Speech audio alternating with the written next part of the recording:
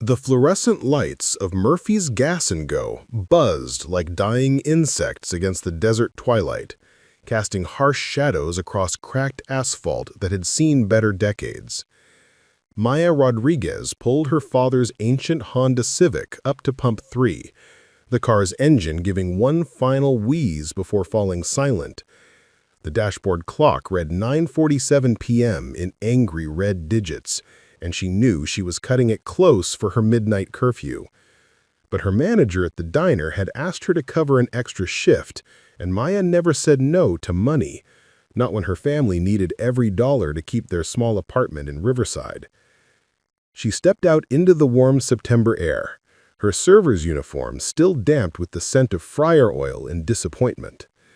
The gas station sat like an island of artificial light in an ocean of scrubland, halfway between her job at Mel's Diner and home. It was one of those places that existed for convenience rather than comfort, with its bulletproof glass windows and flickering neon signs advertising lottery tickets and energy drinks. Maya had stopped here dozens of times, but tonight felt different somehow. The silence seemed heavier, more expectant. As she unscrewed her gas cap, the rumble of motorcycle engines began to vibrate through the ground beneath her feet. Maya looked up to see 3 dark figures approaching in Harleys, their headlights cutting through the growing darkness like searchlights. The bikes were massive, chrome gleaming under the station's harsh lights, and the riders wore leather vests that proclaimed their allegiance to something Maya couldn't quite make out from this distance. She had grown up in these borderlands between Los Angeles and the desert, where motorcycle clubs were as common as tumbleweeds, so the sight didn't particularly alarm her. Her Uncle Tony had ridden with a club when she was younger, before he settled down and opened his auto shop. These men looked serious, though, their faces weathered by years of sun and wind, their movements deliberate and controlled as they pulled their bikes up to the far side of the station. Maya focused on her gas tank, watching the numbers climb on the ancient pump while trying not to stare. The 3 bikers dismounted with practiced ease, their boots heavy on the concrete. She caught fragments of their conversation, something about a meeting in Phoenix, about brothers who were late checking in. Their voices carried the easy camaraderie of men who had shared roads and risks, but underneath ran a current of tension that made Maya's instincts prickle. The gas pump clicked off at $37 and change, nearly emptying Maya's tips from the evening shift. She was replacing the nozzle when she heard it, a different engine sound, higher-pitched and laboring. Another motorcycle was approaching, but this one didn't sound right. The engine coughed and sputtered, and Maya could see the single headlight weaving slightly as it struggled toward the station. The bike lurched into the fluorescent circle of light, and Maya's breath caught. The rider was hurt. Even from 50 feet away, she could see him hunched over the handlebars, his left arm hanging uselessly at his side. Dark stains covered his leather jacket, and when he tried to bring the bike to a stop, it tilted dangerously before he managed to kick down the stand with his good leg. Maya took a step forward before she even realized she was moving. The injured rider was trying to dismount, but his movements were clumsy with pain and exhaustion. She could see now that he was young, maybe only a few years older than her own 19 years, with sandy brown hair matted with sweat and dirt. Blood had dried in a dark line down the side of his face, and when he tried to walk, he stumbled and nearly fell. "Hey," I called out, jogging across the parking lot. "Are you okay?" The 3 bikers at the far pumps had gone silent, their attention focused on the scene unfolding before them. Maya was dimly aware of their watchful presence, but her focus was entirely on the injured young man who was now leaning heavily against his motorcycle, trying to stay upright. "I'm fine," he mumbled, but the words came out thick and slurred. Up close, Maya could see that the left side of his face was swollen, and his leather jacket was torn in several places. Road rash covered his exposed forearm in angry red scrapes, and she suspected there were worse injuries hidden beneath his clothes. "No, you're not," Maya said firmly, her voice taking on the same no-nonsense tone she used with difficult customers at the diner. "You need to sit down before you fall down." She looked around quickly and spotted a narrow strip of grass beside the station building, the only soft surface in sight. Without waiting for his protest, she slipped her shoulder under his good arm and began guiding him away from the motorcycle. He was heavier than she expected, solid with muscle despite his young age, and she could feel the tremor in his limbs as his body fought to stay conscious. "What's your name?" she asked, as she helped lower him to the grass, partly to keep him talking, and partly because she needed to know what to call him when she inevitably had to call for help. "Jake," he whispered, and then his eyes rolled back and he slumped forward. Maya caught him before he could hit the ground, easing him back against the cinder-block wall of the station. His breathing was shallow but steady, and when she pressed her fingers to his wrist, his pulse was rapid but strong. Maya pulled her phone from her back pocket, ready to dial 911, but a shadow fell across her. She looked up to see the three bikers standing in a semicircle around her and Jake, their faces unreadable in the harsh fluorescent light. The nearest one was massive, easily 6.5 feet tall, with arms like tree trunks. His vest bore patches and symbols that spoke of years on the road, of brotherhood and loyalty that went deeper than blood. The name Hammer was embroidered above his left breast pocket. "You know this boy?" Hammer asked, his voice a low rumble that seemed to come from somewhere deep in his chest. Maya shook her head, her hand tightening on her phone. "I just saw him pull in. He's hurt pretty bad." She gestured toward Jake's unconscious form. "I was about to call an ambulance." The second biker, leaner but no less intimidating, crouched down beside Jake and began checking his injuries with surprising gentleness. His vest identified him as Doc, and Maya realized with a start that he might actually have medical training. His hands moved efficiently, checking pulse points and examining the head wound with the practiced ease of someone who had dealt with trauma before.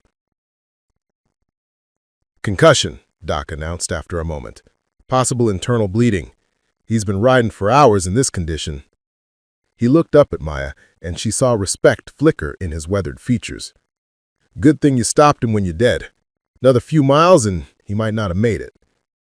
The third biker had been examining Jake's motorcycle, running his hands over the damaged fairings and bent handlebars. "Accident?" he asked Doc. "Maybe," but his tone suggested he thought otherwise. "Could be he ran into some trouble on the road." Maya's phone buzzed, her mother texting. Jake stirred, mumbling, They were waiting. Knew I was coming." They were waiting," Jake whispered, his eyes fluttering open for just a moment before closing again. "Knew I was coming." The three bikers exchanged glances that spoke of shared understanding, of a world Maya was only beginning to glimpse. Hammer straightened to his full height, scanning the darkness beyond the gas station's circle of light as if expecting trouble to emerge from the scrubland. "We need to get him somewhere safe, and we need to find out who did this." Maya looked between the unconscious young man and the three imposing figures who seemed to know more about Jake's situation than they were letting on. Her rational mind told her to call the police, to step back and let the authorities handle whatever this was. But something in Jake's battered face, and the way he had whispered about being ambushed, made her hesitate. "There's a clinic about 10 minutes from here. Dr. Martinez stays late on weeknights. He treated me when I had my appendix out, and he doesn't ask too many questions about how people got hurt." Doc nodded approvingly. "That might work better than a hospital. Hospitals have to report certain kinds of injuries." "I can lead you there," Maya continued, surprised by her own words. "In my car. It might be easier than trying to get him back on a bike." Hammer studied her with eyes that seemed to see straight through to her soul. "You don't know what you're getting into, girl. This could be dangerous for someone like you." Maya looked down at Jake's pale face, at the vulnerability that made him seem younger than his years despite the leather in the motorcycle. She thought about the tips in her pocket, about her midnight curfew, and about the safety of her ordinary life. Then she thought about what would have happened if she had just driven away, if she had minded her own business and left him to collapse alone in this harsh circle of fluorescent light. "Maybe not," she said, meeting Hammer's gaze steadily. "But I can't just leave him here. That's not who I am." Something shifted in the big man's expression, a recognition that went beyond words. He nodded slowly, then gestured to his companions. "Doc, help me get him into her car. Viper, follow on the bikes. We'll see what this Dr. Martinez can do, and then we'll figure out who needs to pay for what happened tonight."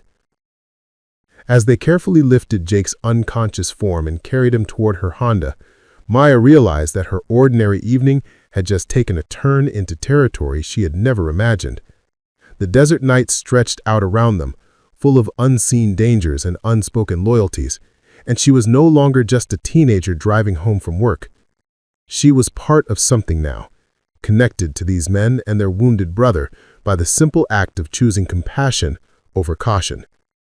If you're finding this story as gripping as Maya's split-second decision, it takes just a moment to hit that like button and share this with someone who appreciates stories about courage. Your support helps us bring you more compelling content like this. The fluorescent lights of Murphy's Gas and Go continued their dying insect buzz as Maya started her car, Jake's head resting against her passenger seat while 3 Hells Angels followed her taillights into the darkness. Behind them, the empty gas station stood like a monument to the moment when everything changed, when a teenage girl's kindness set in motion events that would ripple far beyond this patch of desert asphalt. None of them noticed the dark sedan that had been watching from the shadows across the highway, or the way it pulled out to follow at a distance as their small convoy disappeared into the night. The drive to Dr. Martinez's clinic stretched through neighborhoods Maya had known her entire life, but tonight they felt foreign under the weight of what she was carrying. Jake's breathing filled the car, shallow and uneven, while his head lolled against the passenger window with each turn. In her rearview mirror, 3 sets of motorcycle headlights followed like guardian angels, or harbingers of something she wasn't ready to understand. Maya's hands gripped the steering wheel until her knuckles went white. What was she doing? Her phone had been buzzing incessantly with calls from her mother, each ignored ring adding to the knot of anxiety in her stomach. Elena Rodriguez didn't worry easily. 20 years of raising kids in Riverside had taught her when to be concerned and when to let things slide, but Maya had never missed curfew without calling. Not once in 19 years. "Mija, where are you?" The voicemail from 10 minutes ago played in her mind. "Your father's been checking the driveway every few minutes. Just call me back, okay?" But how could she explain this? How could she tell her parents that their straight-A daughter, their reliable girl who worked 2 jobs to help with bills, was currently driving an unconscious stranger through the desert night while 3 Hells Angels escorted them to an off-the-books medical clinic? Jake stirred beside her, mumbling something that sounded like a name. "Sarah," he whispered, and the pain in that single word made Maya's chest tighten. Whoever Sarah was, Jake loved her. The way he said her name, even unconscious and battered, spoke of the kind of desperate devotion that Maya had only read about in books. "It's okay," she found herself saying softly. "You're going to be okay." But was he? And more importantly, was she? Maya had grown up hearing stories about motorcycle clubs from her Uncle Tony, back when he still wore colors and disappeared for weeks at a time on runs to Mexico or Nevada, before he met Aunt Carmen and traded his Harley for a minivan. Those stories had always seemed like something from another world, tales of brotherhood and violence, of loyalty that went deeper than family, and codes that outsiders could never understand. "They'd take care of their own," Uncle Tony had told her once, years ago when she asked why he had that scar along his ribs. But they also remember who helps them when they need it most. The clinic appeared ahead, a modest building squeezed between a check-cashing store and a taqueria that had been serving the neighborhood since before Maya was born. Dr. Martinez had delivered half the babies in this zip code and patched up the other half when they got into trouble. His waiting room walls were covered with pictures of quinceañeras and graduations, little faces he had helped bring into the world, now grown up and starting families of their own. Maya pulled into the parking lot, her headlights sweeping across the building's weathered stucco walls. The bikers arranged themselves in a protective formation around her car, engines idling low while Hammer dismounted and approached her driver's window. "Doc Martinez still in?" he asked. "His truck's here," Maya replied, pointing to the battered Ford pickup in the corner of the lot. "He usually stays until 11, catching up on paperwork." Hammer nodded, then gestured to his companions. Within moments, they had Jake out of the car and were carrying him toward the clinic's entrance. Maya followed, fishing her keys from her purse while trying to quiet the voice in her head that kept asking what her parents would think, what her teachers would say, what kind of trouble she might be bringing to Dr. Martinez's door. The clinic's waiting room smelled like antiseptic and the lingering ghost of tamales from the restaurant next door. Fluorescent lights hummed overhead, casting everything in the same harsh glow as the gas station they had just left. Maya had spent countless hours in these plastic chairs as a child, waiting for vaccinations, getting stitches removed, holding her mother's hand during pregnancy checkups for her younger sister. Dr. Martinez emerged from his office, alerted by the commotion, and Maya saw his eyes take in the scene with the practiced assessment of a man who had been treating the wounded for 30 years. Jake, supported between Doc and Viper. 3 leather-clad bikers who carried themselves with the casual readiness of men accustomed to violence. And Maya, still in her diner uniform, looking like she had stumbled into the wrong movie. "Maya Rodriguez," Dr. Martinez said, his voice carrying a mixture of surprise and concern. "What brings you here so late, mija?" "This man needs help," Maya replied, surprising herself with how steady her voice sounded. "He was hurt, and I didn't know where else to bring him." Dr. Martinez's gaze moved between Maya and the bikers, reading a story written in bloodstains and road rash. He had been practicing medicine in this neighborhood long enough to recognize the signs of trouble, but also long enough to know that sometimes trouble wore the face of someone who needed healing. "Bring him back to exam room 2, he said without hesitation. "Maya, you know where the coffee pot is. Make yourself at home while I see what we're dealing with." As the men disappeared down the hallway, Maya found herself alone in the waiting room for the first time since pulling into the gas station. The silence felt overwhelming after the constant motion of the past hour. She sank into one of the familiar plastic chairs and finally allowed herself to really think about what was happening. Her phone buzzed again. This time it was a text from her best friend, Jessica. "Girl, where are you? Your mom called my mom looking for you. She's freaking out." Maya stared at the message, her thumb hovering over the keyboard.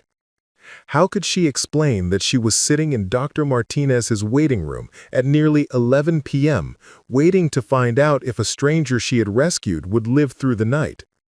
How could she tell Jessica, who spent her evenings posting selfies and complaining about her retail job, that Maya had just entered a world where people got hurt for reasons she didn't understand, where kindness might have consequences she hadn't considered? Instead, she typed, "Had to help someone who got hurt. Will explain later. Tell your mom to tell my mom I'm okay and will be home soon." It wasn't exactly a lie, but it wasn't the whole truth either. The coffee pot gurgled in the corner, filling the silence with a comforting domestic sound that reminded Maya of early mornings at home, when her mother would brew the first pot of the day before leaving for her shift at the hospital laundry. Elena Rodriguez had worked double shifts for years to keep the family afloat after Maya's father hurt his back at the construction site. She had never complained, never made her children feel like burdens, but Maya had seen the exhaustion in her mother's eyes, the way she would sit at the kitchen table after everyone else had gone to bed, paying bills with money that never seemed to stretch far enough. She was going to be the success story that made all their sacrifices worthwhile. But what if helping Jake tonight had jeopardized all of that? What if getting involved with motorcycle clubs and mysterious injuries and whatever violence had left Jake broken on the side of some desert highway came back to haunt her? Maya had worked too hard building her reputation, her grades, her careful plans for the future. She couldn't afford to be known as the girl who ran with bikers, who got mixed up in things that respectable people avoided. The sound of approaching footsteps interrupted her spiraling thoughts. Hammer emerged from the back of the clinic, his massive frame filling the doorway between the waiting room and the hallway. He moved with surprising quiet for such a large man, settling into the chair across from Maya with a grace that suggested violence was only one of his many skills. "He's going to make it," Hammer said without preamble. "Doc Martinez is good, real good. He's seen worse." Relief flooded through Maya's chest, followed immediately by a new wave of anxiety. What happened to him? Jake, I mean. Who hurt him like that? Hammer studied her with eyes that seemed much older than his face suggested. "You sure you want to know? Sometimes knowledge is more dangerous than ignorance, especially for civilians." Civilians. The word stung more than Maya expected. It reduced her to something small, something outside the real world where men like Hammer lived and worked and bled. But wasn't that exactly what she was? A 19-year-old community college student who served coffee and eggs for minimum wage, who had never been in a real fight, who had never seen the kind of violence that had left Jake broken and bleeding. He said something about people waiting for him, about knowing he was coming.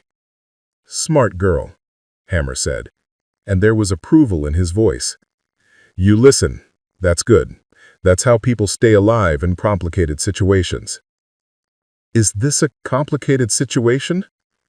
Hammer's laugh was low and without humor. "Girl, complicated doesn't begin to cover it. Jake is the son of a man who used to ride with us. Good man, loyal brother, died too young in a cage match with a semi-truck about 5 years back. Jake never wanted this life. Wanted to stay clean, go to college, marry his girl and raise babies in suburbia." Maya felt pieces of a puzzle beginning to form a picture she didn't like. But his daddy made some enemies before he died. Old debts, old grudges. Some people figure the sins of the father ought to be paid by the son, whether that son wants anything to do with the life or not. The clinical smell of antiseptic seemed stronger now, mixing with something darker that Maya was only beginning to recognize. Fear, maybe. Or the metallic taste of violence that lingered in the air around men like Hammer, who wore their scars like badges of honor, and spoke of death as casually as other people discussed the weather. So they hurt him because of something his father did? They hurt him because they wanted to send a message to us. Jake has been under our protection since his daddy died, whether he knew it or not. Touching him is the same as touching us, and that's something that requires an answer. Maya's hands were shaking again, and she pressed them flat against her thighs to make them stop. What kind of answer?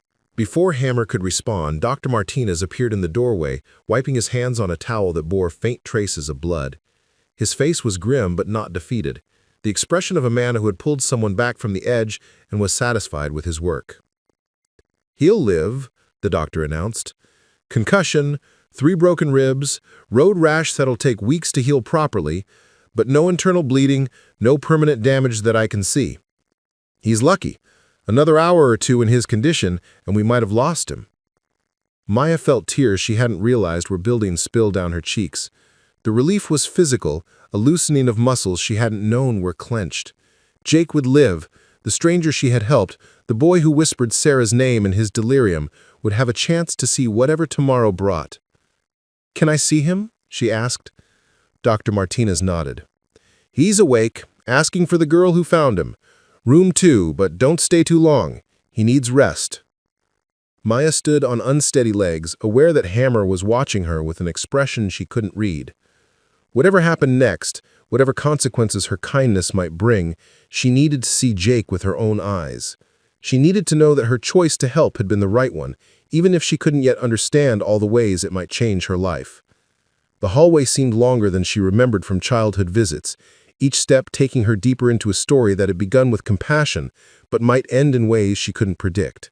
Behind her, she could hear Hammer speaking quietly to Dr. Martinez, making arrangements that probably involved cash payments and selective memory about who had visited the clinic tonight.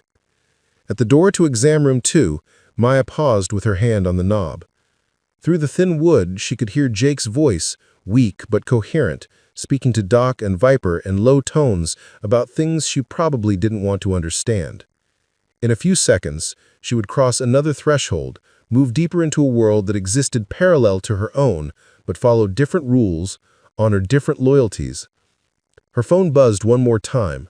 Another message from her mother. "Mija, please just tell me you're safe. Nothing else matters." Maya looked at those words for a long moment, thinking about safety and the different ways it could be measured.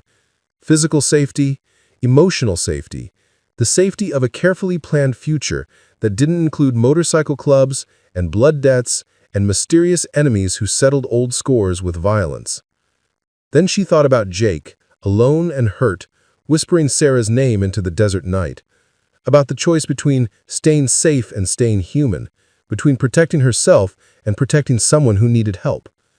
Maya turned off her phone, slipped it into her pocket, and opened the door to room 2. Jake's eyes found hers the moment she stepped through the doorway, and Maya felt something shift in her chest, a recognition that went deeper than the circumstances that had brought them together. He was sitting up on the examination table, his torso wrapped in white bandages that made his injuries seem both more real and more manageable. The swelling on his face had gone down enough for her to see that he was handsome in a quiet way, with the kind of features that belonged to someone who smiled easily under normal circumstances. "You're the girl from the gas station," he said, his voice hoarse but stronger than it had been in her car. "You saved my life." Maya felt heat rise in her cheeks. "I just did what anyone would do." "No," Jake said, shaking his head slowly. "Most people would have driven away. Most people would have minded their own business." He looked past her to where Doc and Viper stood near the door. "Did they tell you? About why this happened?" "Some of it," Maya admitted, moving closer to his bedside. Now that she could see him clearly, she noticed details that had been hidden by blood and darkness. The tattoo on his forearm that looked like a memorial rather than decoration. The calluses on his hands that spoke of honest work. The way he held himself, even injured, as if he were used to taking care of others rather than being taken care of. Jake's gaze moved to the bikers behind her. "You told her about my father?" "She asked the right questions," Hammer's voice rumbled from the doorway as he entered the room. "Girl's got good instincts. Knows when to listen, knows when to speak up." "She shouldn't be involved in this," Jake said, his voice gaining strength along with his conviction. "This is between me and whoever killed my dad. She doesn't deserve to get hurt because she was kind to a stranger." Maya felt a flash of irritation that surprised her with the intensity. "Don't I get a say in that?" All 4 men turned to look at her, and she realized she had spoken more sharply than she intended. But something about being discussed, like she wasn't in the room, like her choices weren't her own to make, touched a nerve she didn't know was so sensitive. "I chose to help you," she continued, meeting Jake's eyes directly. "I chose to bring you here, to get involved. You don't get to protect me from consequences I already accepted when I made those choices." Hammer's chuckle was low and appreciative. "Told you she was smart."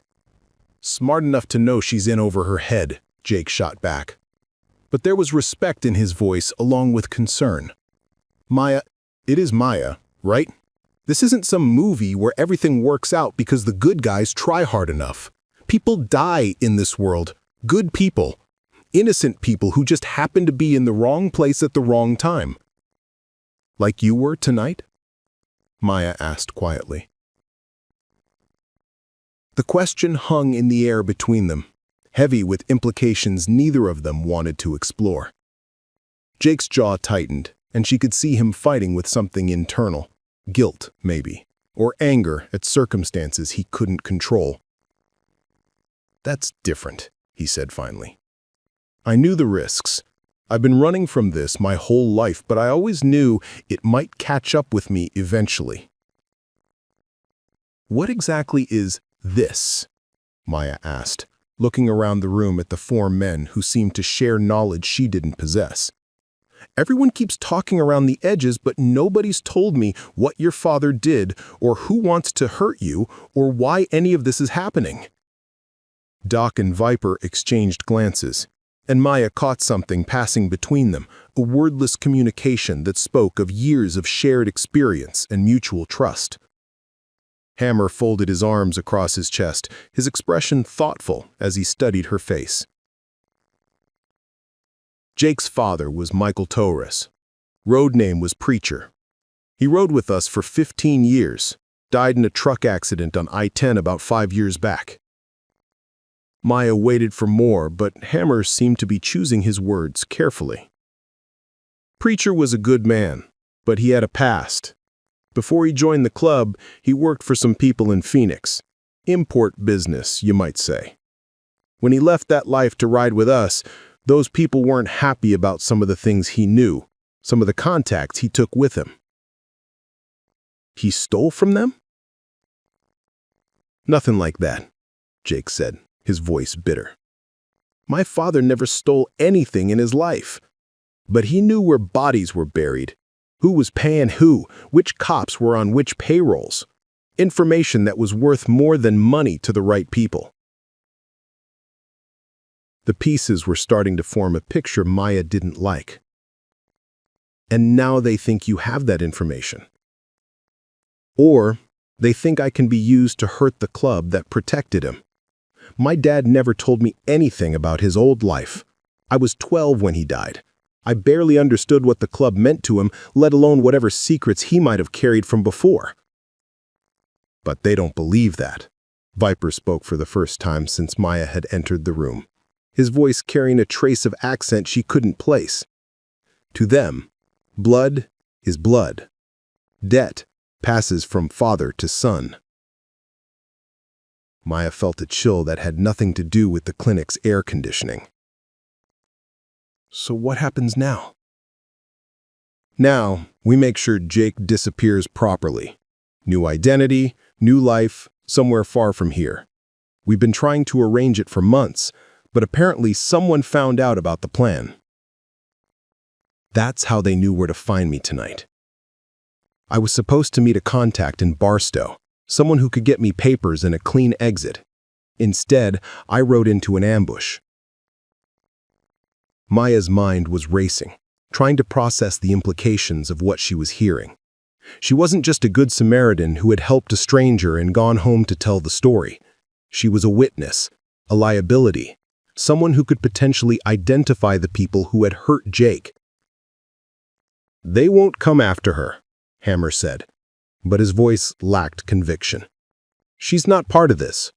"Since when do the Torres family care about innocent bystanders?" Doc asked grimly. Maya grabbed the edge of the examination table to steady herself. "The Torres family?" "Phoenix-based organization," Viper explained. "They've been trying to muscle in on territory from Las Vegas to San Diego for the past few years. Your daddy's old contacts gave him a foothold they wouldn't have had otherwise," he added, looking at Jake. "But I don't know anything," Maya said, hating how her voice shook. "I can't identify anyone. It was dark. They were wearing helmets. I barely saw anything." "Doesn't matter," Jake said, his expression dark with guilt. "They can't take the chance that you might remember something useful later. And more importantly, they can't let it look like someone can interfere with their business without consequences." Maya sank into the room's single plastic chair, her legs suddenly unwilling to support her weight. 20 minutes ago, her biggest worry was explaining to her parents why she was late getting home. Now she was learning that she had accidentally inserted herself into a war between motorcycle clubs and organized crime families, that strangers with violent intentions might already be looking for her. "This is insane," she whispered. "This can't be real." "Welcome to our world," Hammer said, not unkindly. "It's not the one you signed up for, but it's the one you're in now." Maya's phone buzzed in her pocket, and she pulled it out automatically. The caller ID showed her home number, and she could picture her parents sitting at the kitchen table waiting for her to walk through the front door. Her mother would have coffee ready, and her father would pretend he hadn't been worried even though he'd probably checked the driveway a dozen times in the past hour. "I have to go home," she said, looking up at the four men watching her. "My family is worried. They don't know where I am." "You can't go home," Jake said firmly. "Not until we know how much the Torres know about you. Not until we can guarantee your safety." "You don't understand," Maya stood up, anger flaring through her fear. "My parents are good people. They work hard, they pay their taxes, they go to church every Sunday. They don't deserve to have their daughter disappear in the middle of the night because she tried to help someone. And they don't deserve to have their daughter turn up dead because she walked into something she didn't understand," Hammer countered. "Jake's right. Until we know what we're dealing with, you're safer with us." Maya looked around the room at these men who were trying to protect her from the consequences she was only beginning to grasp. Part of her wanted to accept their help, to let them handle the dangerous complexities of a world she had never imagined. But another part, the part that had been raised to take responsibility for her choices, to face problems head-on rather than running from them, rebelled at the idea of hiding while other people cleaned up her mess. "How long?" she asked. "How long would I have to stay hidden?" "Could be days, could be weeks. Depends on how quickly we can track down who hurt Jake and how much heat they're willing to take to get to you." Maya's phone buzzed again. This time it was a text from her younger sister, Carmen. "Mom's crying. Where are you?" The words hit Maya like a physical blow. Elena Rodriguez didn't cry easily. She was the rock that held their family together, the steady presence who had weathered every crisis from her husband's injury to Carmen's teenage rebellion to the constant financial pressures that came with raising a family on working-class wages. If her mother was crying, it meant Maya's absence had crossed a line from worry into genuine fear. "I can't do this to them," Maya said, showing the text to Jake. "They need to know I'm okay." "They need you to stay alive," Jake replied, but his voice had softened. "Maya, I know this is hard. I know you want to protect your family, but the best way to do that right now is to stay away from them until this is resolved." "And what if it's never resolved? What if these Torres people decide I'm a permanent threat? Do I just disappear forever? Let my family think I'm dead while I hide somewhere under a fake name?" The question hung in the air, unanswered because everyone in the room knew there was no good answer. Maya could see the guilt eating at Jake, the way he blamed himself for dragging her into this mess. She could see the frustration in Hammer's face as he wrestled with a situation that had no clean solutions. A knock at the clinic's front door interrupted the tense silence. Everyone froze, and Maya watched the biker's posture shift subtly, hands moving toward weapons she hadn't noticed they were carrying. "That's probably my evening patient," Dr. Martinez called from somewhere in the building. "Mrs. Gonzalez has been coming in for blood pressure checks twice a week for the past month." But Hammer was already moving, gesturing for silence as he crept toward the window. He peered through the blinds, his expression growing darker as he took in whatever he saw outside. "3 cars," he said quietly. "Sedans, not locals, and they're parked across the street like they're watching the clinic." Maya's heart began to pound so hard she could hear it in her ears. "How did they find us?" "Same way they found Jake in Barstow," Viper said grimly. "They're better connected than we thought." Doc was already helping Jake to his feet, supporting him as he swayed slightly from the pain medication and lingering effects of his concussion. "We need to move, now." "There's a back exit," Dr. Martinez said, appearing in the doorway with his medical bag. "Goes out to the alley behind the taqueria, but you'll be exposed once you reach the street." Maya looked around the room at the faces of people who had become her unlikely protectors, then back at her phone where her sister's words still glowed on the screen. In that moment, she understood that there was no going back to her ordinary life, no pretending that the past few hours hadn't happened.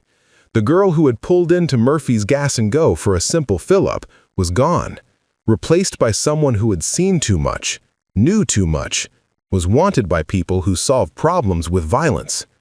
"My car," she said suddenly. "It's still in the front parking lot. If they're watching, they'll see it." "We'll handle your car later," Hammer said, Right now, we focus on getting everyone out alive." Dr. Martinez handed Maya a small piece of paper. "My nephew runs a motel about 20 miles from here. Tell him I sent you, and he'll ask no questions. Cash only, no names in the register." Maya took the paper with hands that were steadier than she felt. "What about my family?" "I'll make some calls," Hammer promised. "We have people who can keep an eye on your house. Make sure your family stays safe while we figure this out." It wasn't enough, but it was all she was going to get. Maya looked one last time at her phone, at the messages from people who loved her and were worried about her, then turned it off completely. Whatever came next, she would face it as the person she was becoming rather than the person she had been. The back door of the clinic opened onto an alley that smelled of cooking grease and overflowing dumpsters. The four bikers moved with practiced efficiency, checking sight lines and escape routes with the automatic precision of men who had done this before. Maya found herself sandwiched between Jake and Doc, their bodies shielding her from potential threats she couldn't see but could feel lurking in every shadow. They made it to the street without incident, but Maya could feel eyes on them, a pressure that made her skin crawl. Somewhere behind them, people with unknown faces and violent intentions were looking for her, and she still didn't fully understand why. All she knew was that a simple act of kindness had dragged her into a world where information was currency and human life was a negotiable commodity. The motel was a strip of rooms connected by a covered walkway, the kind of place where travelers paid by the night and asked no questions about their neighbors. Maya's room was small and clean, with 2 beds and a window that looked out onto a parking lot full of trucks and aging sedans. Jake took the bed by the door, his injuries making it difficult for him to move quickly if they needed to run again. As the adrenaline of their escape began to fade, Maya found herself facing the reality of her situation. She was hiding in a desert motel with people she barely knew, unable to contact her family or return to her normal life. Everything she had worked for, her job, her classes, her carefully laid plans for the future, was now in jeopardy because of choices she had made in a gas station parking lot. "I'm sorry," Jake said quietly, breaking the silence that had settled over the room. "This is all my fault. If I had just kept driving, if I hadn't stopped for gas, then you would have crashed somewhere on the highway and died alone. Is that what you wanted?" Jake was quiet for a long moment. "Sometimes I think it would be easier. For everyone." Maya turned to look at him, taking in the exhaustion and pain that went deeper than his physical injuries. "Tell me about Sarah." Jake's expression shifted, surprise giving way to something softer and more vulnerable. "How did you—" "You said her name when you were unconscious, in the car." Jake leaned back against his pillow, staring at the ceiling. "She's my fiancée, or was. We were supposed to get married next month, had everything planned. Church in her hometown, reception at her parents' country club, honeymoon in Hawaii." His voice grew bitter. "Normal people stuff." "What happened?" "I told her the truth, about my father, about the threats, about why I might have to disappear. She said she understood, said she'd wait for me, but—" Jake trailed off, shaking his head. "Her family made it clear that associating with someone connected to motorcycle clubs wasn't acceptable. Bad for their reputation, bad for business." Maya felt a stab of sympathy for this young man who had lost so much through no fault of his own. "She chose them over you."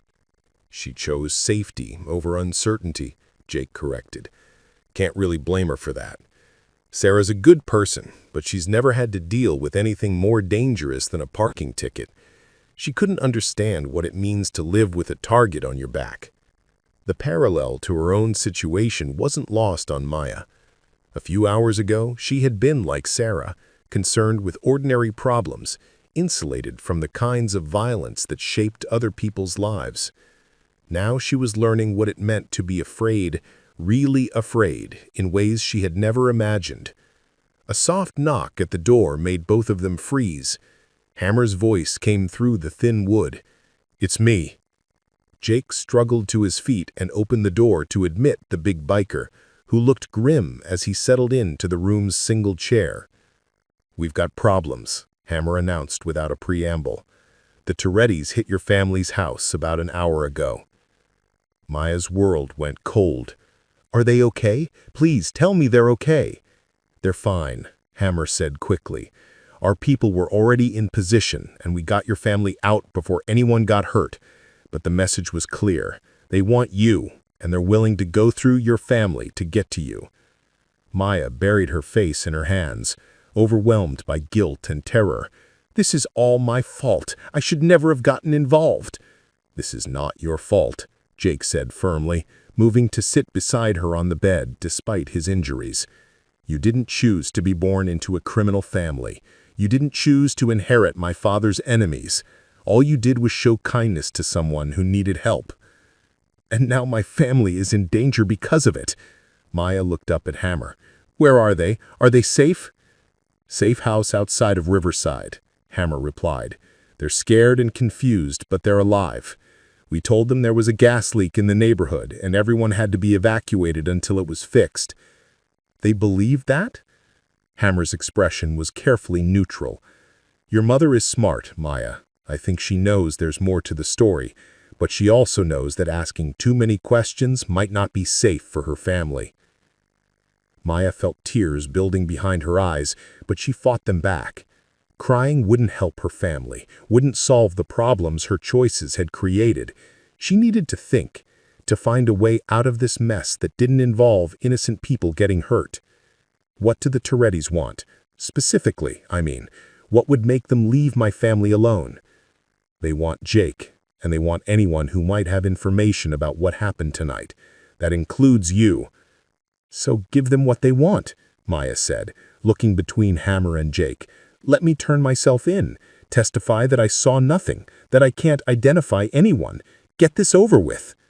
"It doesn't work that way," Jake said, his voice heavy with resignation. "Once you're involved with people like this, once you've seen their faces and know their business, you don't just walk away. They'll kill you to tie up loose ends, and they'll kill your family to make sure there are no witnesses to your murder." Maya stared at him, trying to process the brutal logic of a world she had never wanted to understand. "So what are our options?" "We run," Hammer said. "New identities for both of you, somewhere far from here. Mexico, maybe, or Canada. Somewhere the Torres can't reach." "And my family?" "Would be safer with you gone. The Torres have no reason to hurt them if you're not around to be leveraged."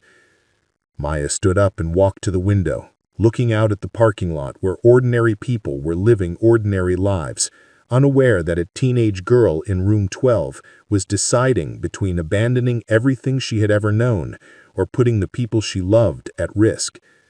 Behind her, she could hear Jake and Hammer discussing routes and contacts, safe houses and forged documents.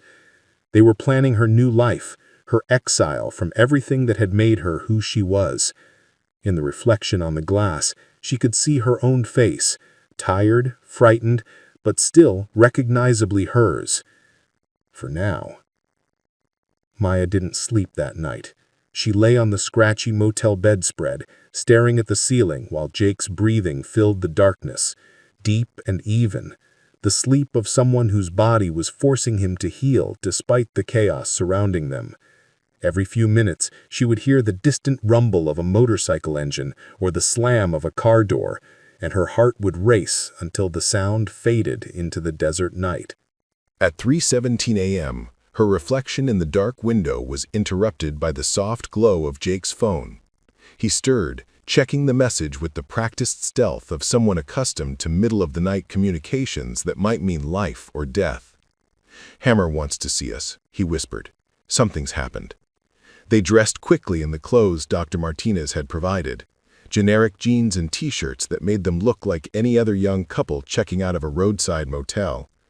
Maya caught sight of herself in the bathroom mirror and barely recognized the girl looking back. Her hair was tangled, her eyes hollow with exhaustion and fear, but there was something else there too, a hardness that hadn't existed 24 hours ago. Hammer was waiting in the diner next to the motel, a place where truckers and insomniacs gathered under fluorescent lights to drink coffee that could strip paint. He sat in a corner booth with his back to the wall, and Maya noticed how his eyes constantly scanned the room, cataloging faces and exits with the paranoid precision of a man who had survived by never being caught off guard. "We got intelligence on who's behind this," Hammer said without preamble as they slid into the booth across from him. "And it's worse than we thought." Maya wrapped her hands around her coffee cup, using the warmth to steady her nerves. "Worse how?" "The Torres aren't calling the shots. They're working for someone else, someone with enough juice to make this whole thing worth their while." Jake leaned forward, wincing as the movement pulled at his injured ribs. "Who?" "Ever hear of Marcus Webb?"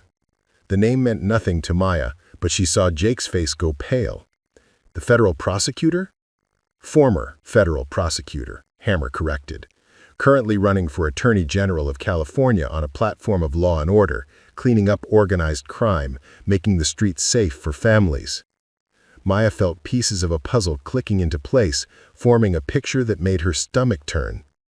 "He's the one who wants Jake dead?" "Not just dead," Hammer said grimly. "Discredited. Webb's been building his political career on cases he prosecuted 10 years ago, including several that put away members of various motorcycle clubs. Problem is, some of those cases were built on information provided by confidential informants like Jake's father. My dad was never a CI, but his voice lacked conviction. Hammer pulled out a manila folder and slid it across the table. "This says otherwise."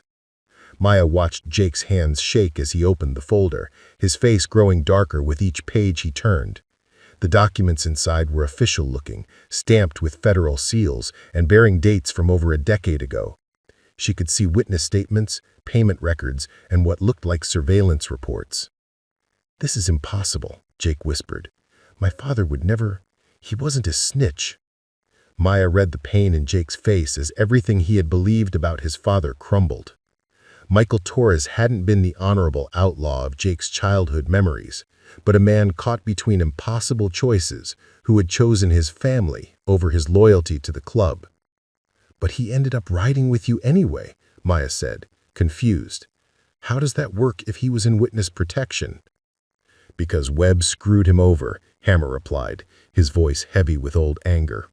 "Used his information to make his cases, got his convictions and his promotions, then hung Michael out to dry when it became politically inconvenient to protect a criminal informant." "So my father came to the club for protection," Jake said, understanding dawning in his voice. "And we gave it to him. Michael was a good brother and proved his loyalty 100 times over. But Webb never forgot that there was someone out there who could testify about his methods, about the deals he made, and the promises he broke." Maya was beginning to see the full scope of what they were dealing with. And now Webb's running for Attorney General, and he can't risk having his past exposed. Exactly.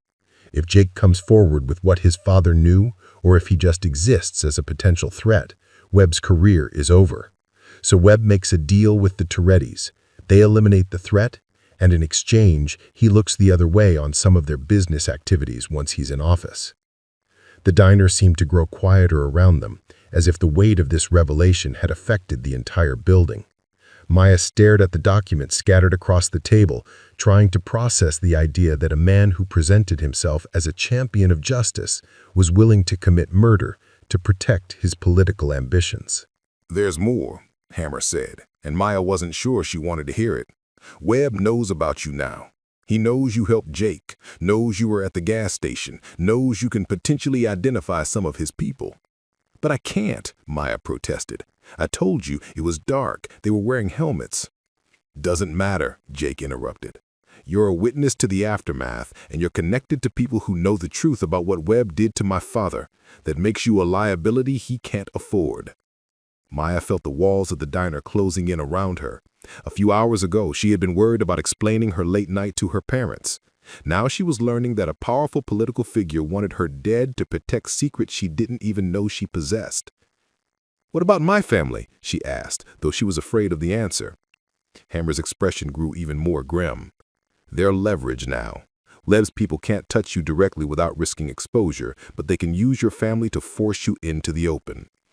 "So we get them to safety too," Jake said. "New identities for all of them, somewhere Webb can't reach."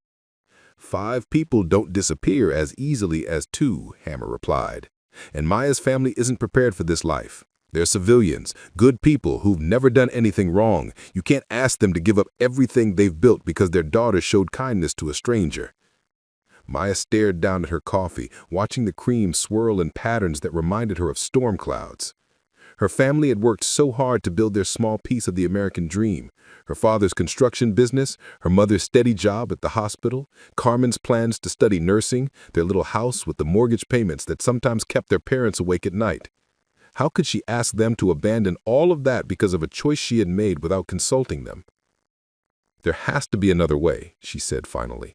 Some way to stop Webb without destroying innocent lives. There is, said a new voice, and Maya looked up to see a woman sliding into the booth beside Hammer. She was in her 40s, with graying hair pulled back in a practical ponytail and the kind of face that suggested she had seen more than her share of the world's ugliness. Her jacket was open enough to reveal the badge clipped to her belt. "This is Detective Sarah Chen," Hammer said. "She's been investigating Webb for the past 2 years." Maya's heart leapt. "You're with the police?"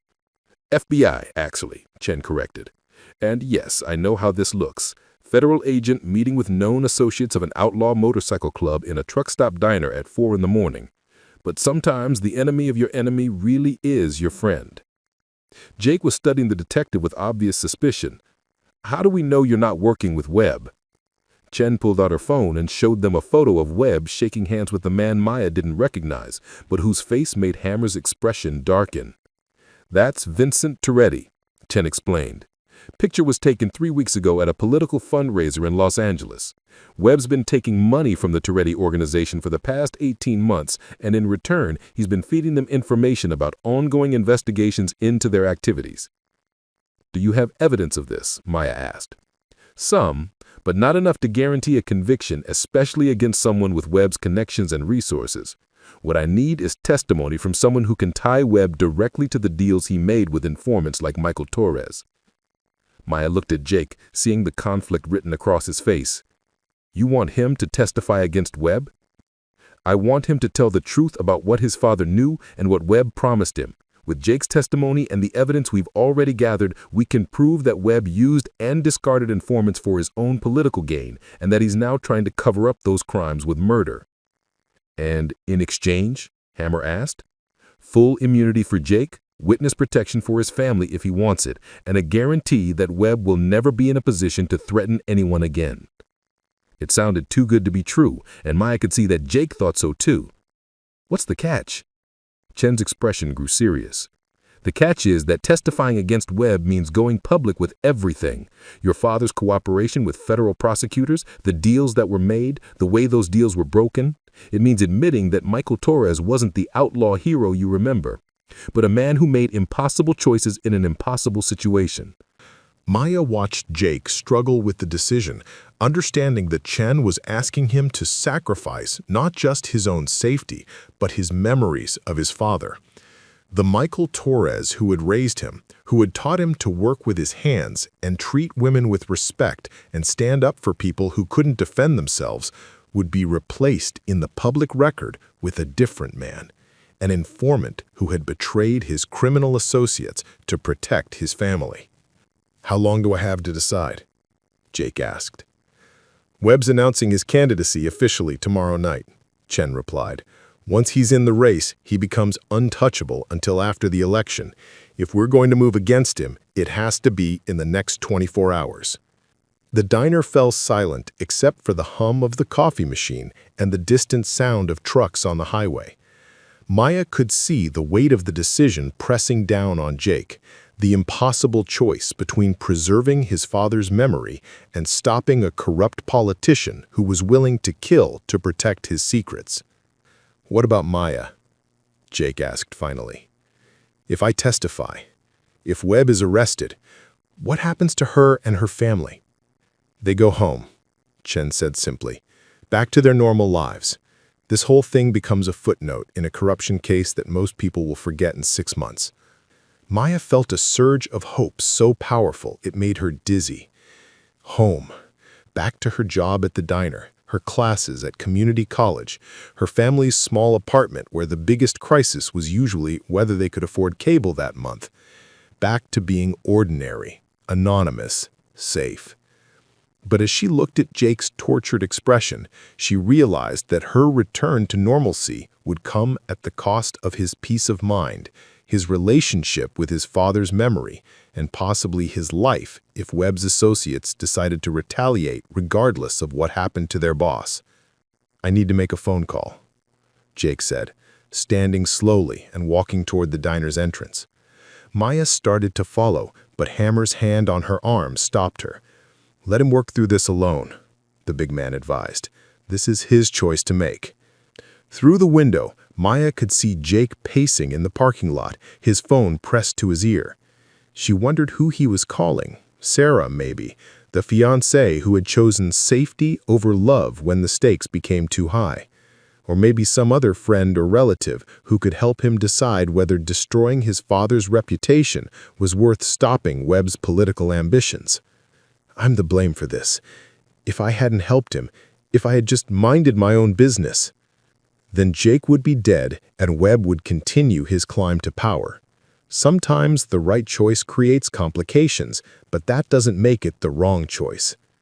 Maya looked at this woman who had dedicated her career to fighting corruption, who was risking her own reputation by meeting with motorcycle club members in the middle of the night.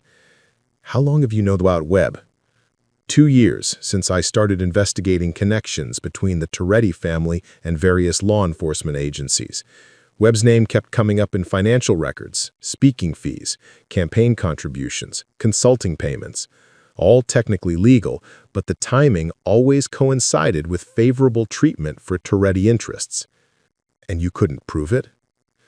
Money can be explained away. What we needed was testimony from someone who could establish a pattern of corrupt behavior going back years. Jake's father was one of several informants Webb burned, but he's the only one whose son is still alive and able to testify. Maya absorbed this information, understanding that Jake's decision would not just affect his own life, but potentially prevent Webb from victimizing other families in the future. The scope of responsibility was staggering for someone who had been worried about making curfew less than 24 hours ago. Jake returned to the booth, his face set with grim determination. "I'll do it. I'll testify against Webb." Chen nodded, pulling out a recording device. "Then we start now. I need everything you know about your father's dealings with federal prosecutors, every conversation you remember, every document he might have shown you." "There's one more thing," Jake said, looking directly at Maya. "I want her protected too. Full protection. Not just until the trial is over. Webb has a long memory, and he's vindictive. Even if he goes to prison, his associates might decide she needs to be silenced." "That's not necessary," Maya started, but Jake cut her off. "Yes, it is. You saved my life, and now I'm going to save yours. It's the least I can do." Maya felt tears building behind her eyes as she realized what Jake was offering. The same kind of loyalty and protection that had defined his father's relationship with the motorcycle club extended now to a stranger who had shown him kindness in his darkest moment. "The protection is doable," Chen agreed. "We can arrange new identities for your entire family if necessary. Clean paperwork, established histories, somewhere far enough from California that Webb's influence can't reach." Maya thought about her parents, probably lying awake in some safe house, wondering where their daughter was and whether she was safe. They'd spent their entire lives building something stable in Riverside, establishing roots and relationships that gave their lives meaning. Could she really ask them to abandon all of that to protect her from consequences she had brought on herself? But then she thought about Carmen, barely 17 and full of dreams about becoming a nurse, about helping people the way Maya had tried to help Jake. Did her sister deserve to live in fear because of choices Maya had made? Did any of them deserve to become casualties in a war between corrupt politicians and organized crime families? "I need to see my family first," Maya said finally. "I need to explain what's happening. Let them make their own choices about what comes next." Chen checked her watch. "We can arrange that, but it has to be soon, and it has to be secure. Webb's people are still looking for both of you." As if summoned by her words, Hammer's phone buzzed with an incoming message. His face darkened as he read it, and Maya felt her brief surge of hope deflate. "What is it?" Jake asked. "Webb's people found the motel," Hammer said grimly. "They're 15 minutes out, maybe less." The diner suddenly felt exposed, its large windows offering too many sightlines for potential shooters. Maya looked around at the handful of other patrons, truckers and night shift workers, who had no idea they were sitting in what might soon become a crime scene. "Back exit?" Chen asked. "Through the kitchen," Hammer confirmed, already moving toward the rear of the building. "But they'll have it covered too if they're smart." Maya followed the others through the diner's kitchen, past startled cooks and dishwashers who had seen enough in their lives to know when not to ask questions. The back door opened onto an alley that smelled like grease and rotting vegetables, and in the distance, Maya could hear the sound of approaching engines. "My car's blocked in," Chen said, gesturing toward the parking lot where her sedan was boxed in by a delivery truck. "Mine too," Hammer added. Jake was leaning heavily against the building's wall, his injuries making it difficult for him to move quickly. Maya could see the pain and exhaustion in his face, the way his body was struggling to keep up with the demands being placed on it. "There," Maya said, pointing to a motorcycle parked behind the diner. It was old and battered, probably belonging to one of the kitchen staff, but it was running and unobserved. "Can you ride?" Jake nodded, though Maya could see the doubt in his eyes. "Not well, but well enough." Chen handed Maya a business card with a phone number written on the back. "That's my direct line. When you're safe, call me. We'll arrange the meeting with your family and then figure out how to end this." The sound of engines was getting closer, and Maya could see headlights beginning to sweep the area around the diner. In a few minutes, maybe less, Webb's people would have the entire building surrounded. Jake was already on the motorcycle, kickstarting it with movements that spoke of years of experience despite his current condition. Maya climbed on behind him, wrapping her arms around his waist and feeling the solid warmth of his body beneath the borrowed clothes. "Hold on," he said, and then they were moving, roaring down the alley and onto a side street that led away from the approaching lights. Maya pressed her face against Jake's back, feeling the wind whip through her hair as they raced through the pre-dawn darkness. Behind them, she could see the glow of the diner's lights growing smaller, and she wondered if Detective Chen and Hammer would make it out safely, if the innocent people inside would become casualties of a war she was only beginning to understand.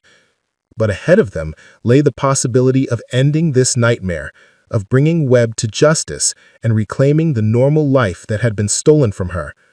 All they had to do was survive the next 24 hours and find a way to reunite her with her family before Webb's political machine could destroy them all.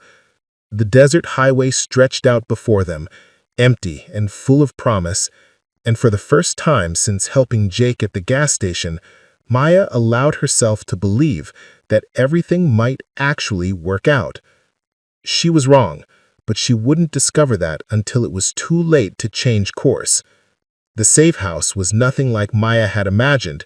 Instead of the sterile government facility she had pictured, it turned out to be a modest ranch home in the hills outside Temecula, complete with a garden that someone obviously tended with care and a front porch swing that creaked gently in the morning breeze.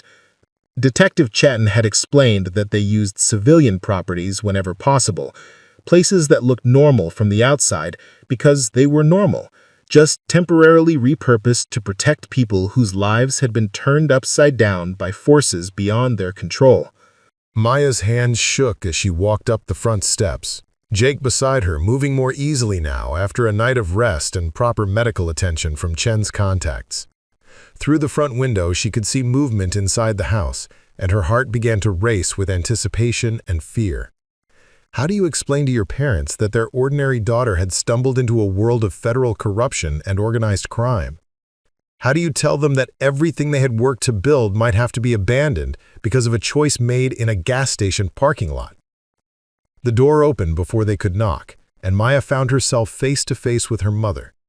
Elena Rodriguez looked older than she had just 2 days ago, as if the stress and confusion of the past 48 hours had aged her in ways that went deeper than mere exhaustion. But her eyes, those dark eyes that had always been able to see straight through to Maya's soul, filled with relief and fierce love the moment she saw her daughter. "Mija," Elena whispered, pulling Maya into an embrace that smelled like home, coffee and vanilla, and the particular soap her mother had used for as long as Maya could remember. "We were so worried, we didn't understand what was happening." Over her mother's shoulder, Maya could see her father and Carmen hovering in the doorway to the living room. Roberto Rodriguez looked uncomfortable in the unfamiliar surroundings, his work-calloused hands hanging awkwardly at his sides, as if he didn't know what to do with them when his world had been turned upside down. Carmen, 17, and fierce in the way that only teenage girls could be, looked angry at the situation, at the people who had disrupted their lives, and probably at Maya for whatever role she had played in creating this mess. "Mom, Dad, Carmen," Maya said, stepping back from her mother's embrace but keeping hold of her hand. "This is Jake. He's why all of this is happening." Jake stepped forward, and Maya could see him trying to project strength despite his obvious injuries. "Mr. and Mrs. Rodriguez, I'm sorry. I'm so sorry that helping me has brought danger to your family. If I could undo it, if I could take it all back." "But you can't," Carmen said sharply, and Maya heard echoes of her own earlier anger in her sister's voice. "So what happens now? Do we just hide here forever while you figure out how to fix whatever mess Maya got us into?" "Carmen," Elena said gently, but there was steel underneath her mother's soft tone. "No, Mom, she has a right to ask," Maya said, looking directly at her sister. "We all have a right to know what our options are." Detective Chen appeared from the kitchen, carrying a tray of coffee that suggested she had been giving the family time to reunite before beginning what Maya suspected would be a very difficult conversation. "Why don't we all sit down?" Chen suggested, setting the tray on the living room coffee table. "There's a lot to discuss, and not a lot of time to discuss it." As the family settled onto the couch and chairs, Maya noticed details that spoke of a life interrupted. Her father's work boots still by the door, Carmen's nursing textbook scattered on a side table, her mother's knitting project abandoned in a basket beside her chair. Normal things, ordinary evidence of the life they had been living before Maya's choice changed everything. "First, I want you to know that you're all safe here," Chen said. "This house is secure, and we have agents monitoring the area around the clock.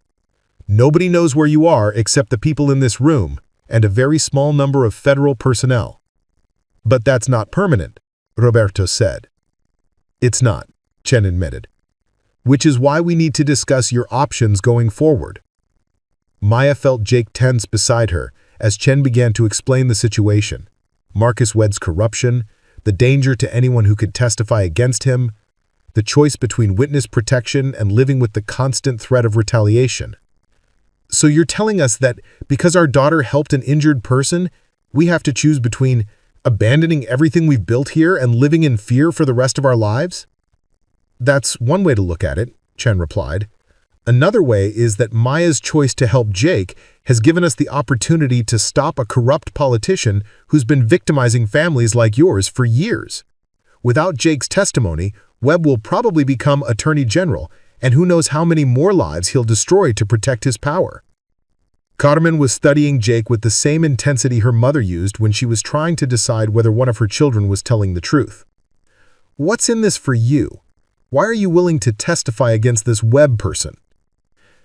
Jake was quiet for a moment, and Maya could see him choosing his words carefully. "Because my father made a deal with the devil, and I've been running from the consequences my whole life. Because good people like your sister shouldn't have to pay the price for my family's mistakes. And because sometimes the only way to honor the dead is to make sure they didn't die for nothing." Roberto leaned forward in his chair, his contractor's hands clasped together as he studied Jake's face. "You're asking us to trust you with our lives, our daughter's life.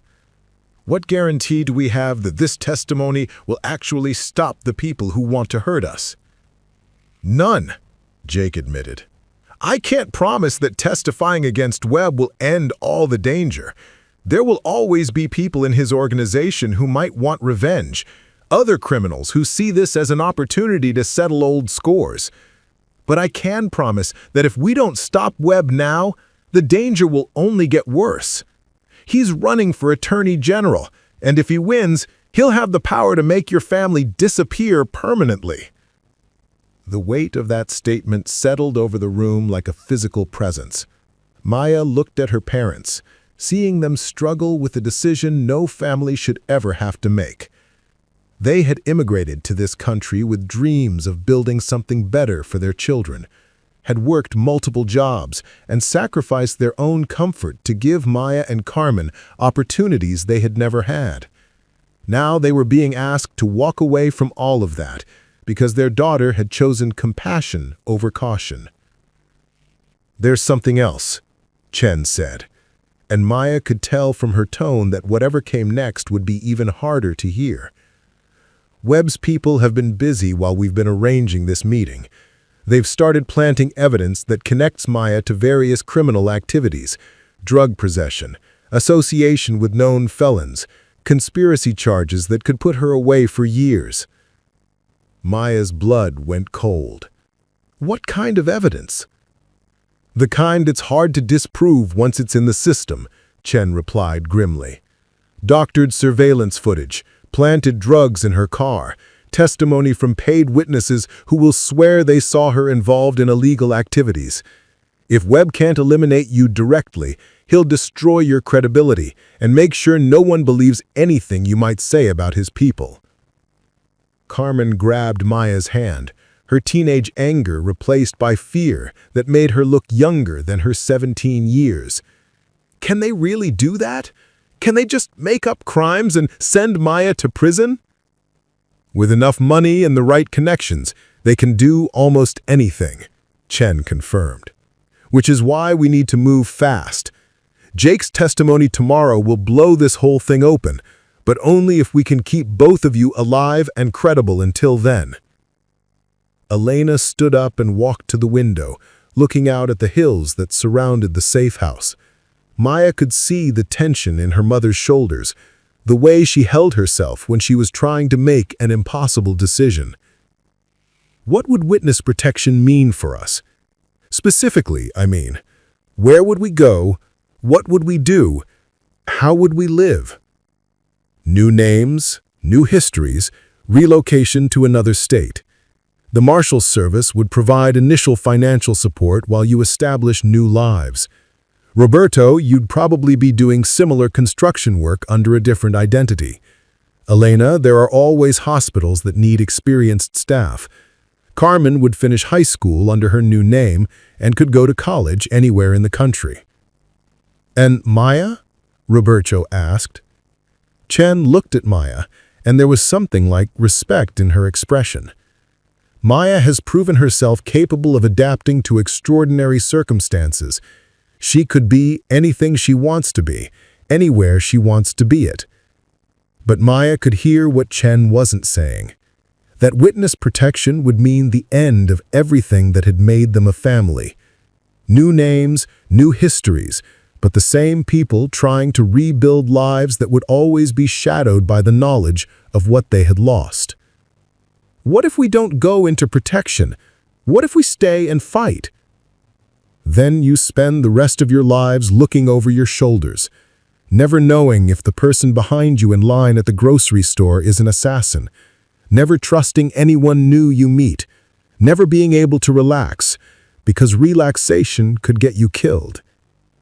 Carmen was crying now, quiet tears that spoke of dreams deferred and a future that suddenly looked nothing like what she had planned. Maya moved to sit beside her sister, pulling her into the same kind of protective embrace that her mother had always used when the world seemed too big and too dangerous. "I'm sorry," Maya whispered into Carmen's hair. "I'm so sorry this is happening." "I know. And I know you were just trying to help someone.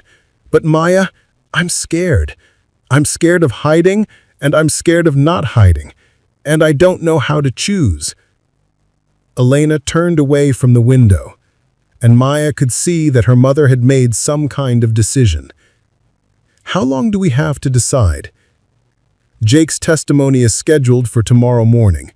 Ideally, we'd have you in protective custody and en route to your new location within hours of his appearance before the grand jury.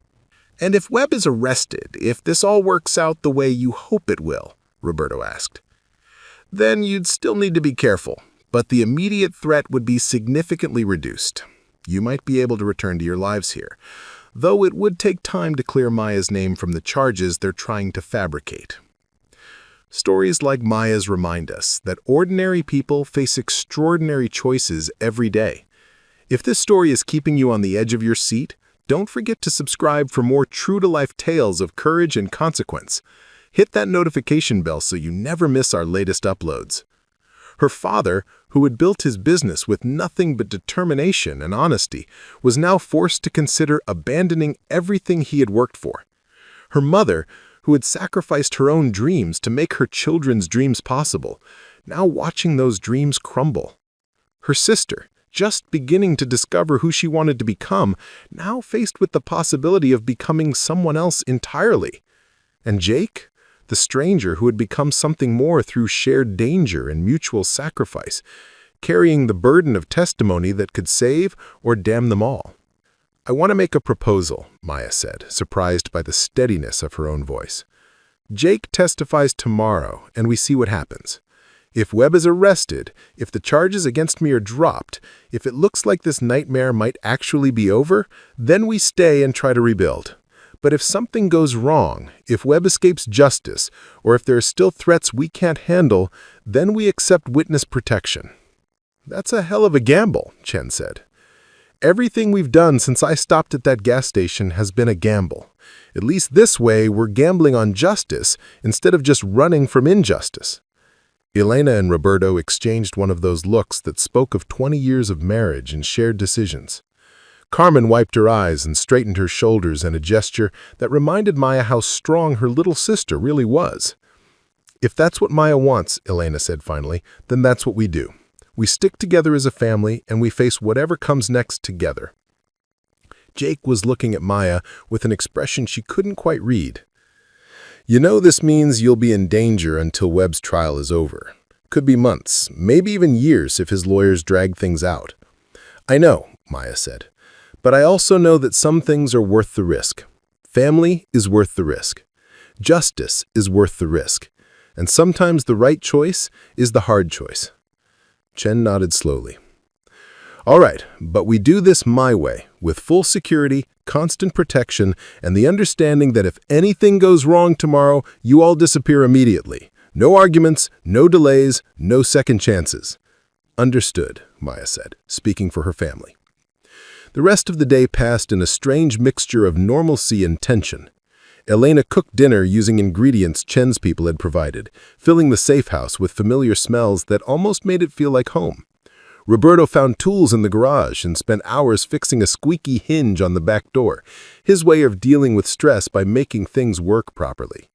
Carmen studied for her nursing exam, determined that whatever happened next, she wouldn't fall behind in her education. And Jake prepared for his testimony, going over his statement with Chen and rehearsing the questions he would be asked by federal prosecutors. Maya sat with him during some of these sessions, listening to him reconstruct memories of conversations with his father, documents he had seen, promises that had been made and broken. It was heartbreaking to watch him systematically dismantle the heroic image of Michael Torres he had carried his entire life, replacing it with the more complex truth of a man who made impossible choices in impossible circumstances. But Maya could see that the process was also liberating Jake from the weight of expectations he could never meet, from the burden of living up to a legend that had never been entirely real.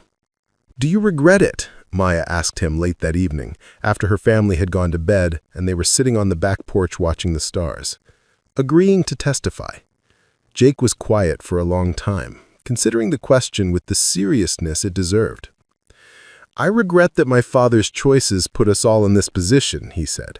"I regret that your family has to suffer from my family's mistakes, but I don't regret the choice to tell the truth about Webb. My father died trying to protect me from this life, but I think he would understand that sometimes protecting people means fighting rather than hiding.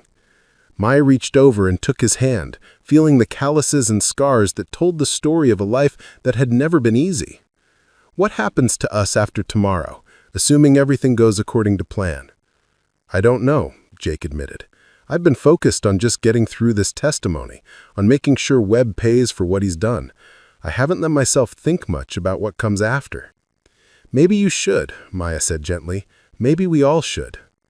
Jake turned to look at her, and in the starlight she could see something in his expression that made her heart race. Maya, I need you to know that meeting you, having you help me that night, it changed everything for me. Not just because you saved my life, but because you showed me what it looked like to choose compassion over self-preservation. You reminded me that there are still good people in the world, people worth protecting. Maya felt tears building behind her eyes, but they were different from the tears of fear and frustration she had cried over the past few days. These were tears of something that might have been hope. Jake? I'm not asking for anything, he said quickly. I know I've brought enough chaos into your life, and I know you have plans and dreams that don't include someone like me. But I want you to know that whatever happens tomorrow, whatever happens next, I'll never forget what you did for me. And if there's ever anything I can do to repay that kindness, anything at all, you just have to ask. Maya was quiet for a moment, thinking about kindness and courage, about the ways that a single choice could ripple out to affect dozens of lives in ways no one could predict. She thought about the girl she had been when she pulled into Murphy's Gas and Go, worried about curfew and tip money and whether she could afford to take a day off from her second job. That girl felt like a stranger now, someone from another life who had never faced real danger or made decisions that could mean the difference between life and death. You know what I've learned from all of this? Maya said finally. I've learned that the person you become isn't always the person you plan to be. Sometimes circumstances push you to discover parts of yourself you never knew existed. Sometimes the most important choices are the ones you make without thinking, based on who you are rather than who you think you should be. Jake squeezed her hand gently. And who are you, Maya Rodriguez? Maya looked up at the stars, at the vast desert sky that stretched endlessly above them, full of possibilities she was only beginning to imagine.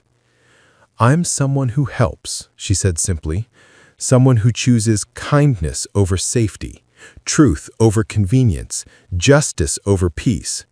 I'm someone who believes that ordinary people can do extraordinary things when they have to, and that sometimes having to is the greatest gift life can give you. Jake smiled, and for the first time since she had met him, it reached his eyes. Then whatever happens tomorrow, whatever happens next, I think we're going to be okay. Maya hoped he was right, but she had learned enough about the world to know that being okay wasn't something you could count on. It was something you had to fight for, every day, with every choice, until finally the life you ended up living was worthy of the sacrifices that had been made to protect it. Tomorrow would bring Jake's testimony, Webb's reckoning, and the beginning of whatever came next for all of them. Tonight, though, was for sitting on a stranger's back porch, holding hands with someone who had become family through shared danger and mutual trust, watching the stars wheel overhead in patterns that had guided travelers and dreamers and refugees for thousands of years. Tonight was for believing that sometimes, just sometimes, choosing courage over caution could actually make the world a better place. 6 months later, the morning sun filtered through the windows of Mel's diner, casting familiar patterns across the worn linoleum floor where Maya had spent so many shifts serving coffee and dreams to truckers and insomniacs. But today she wasn't behind the counter. She was sitting in booth 7 with a cup of coffee and a newspaper, watching the world go by through windows that no longer made her feel trapped. The headline on the front page still gave her a small thrill of satisfaction. Former prosecutor Webb sentenced to 25 years in federal prison. The article below detailed the corruption charges, the testimony that had brought down what the FBI called one of the most sophisticated political conspiracy cases in California history, and the ongoing investigation into Webb's associates that continued to send shockwaves through law enforcement and political circles. Maya's name appeared nowhere in the article, which was exactly how Detective Chen had promised it would be. The media had focused on Jake's testimony, on the dramatic revelation of his father's cooperation with federal authorities, and on the web of corruption that had reached from organized crime families into the highest levels of California politics. Maya remained where she had always been, a witness whose identity was protected, a civilian whose role in the case was significant but private.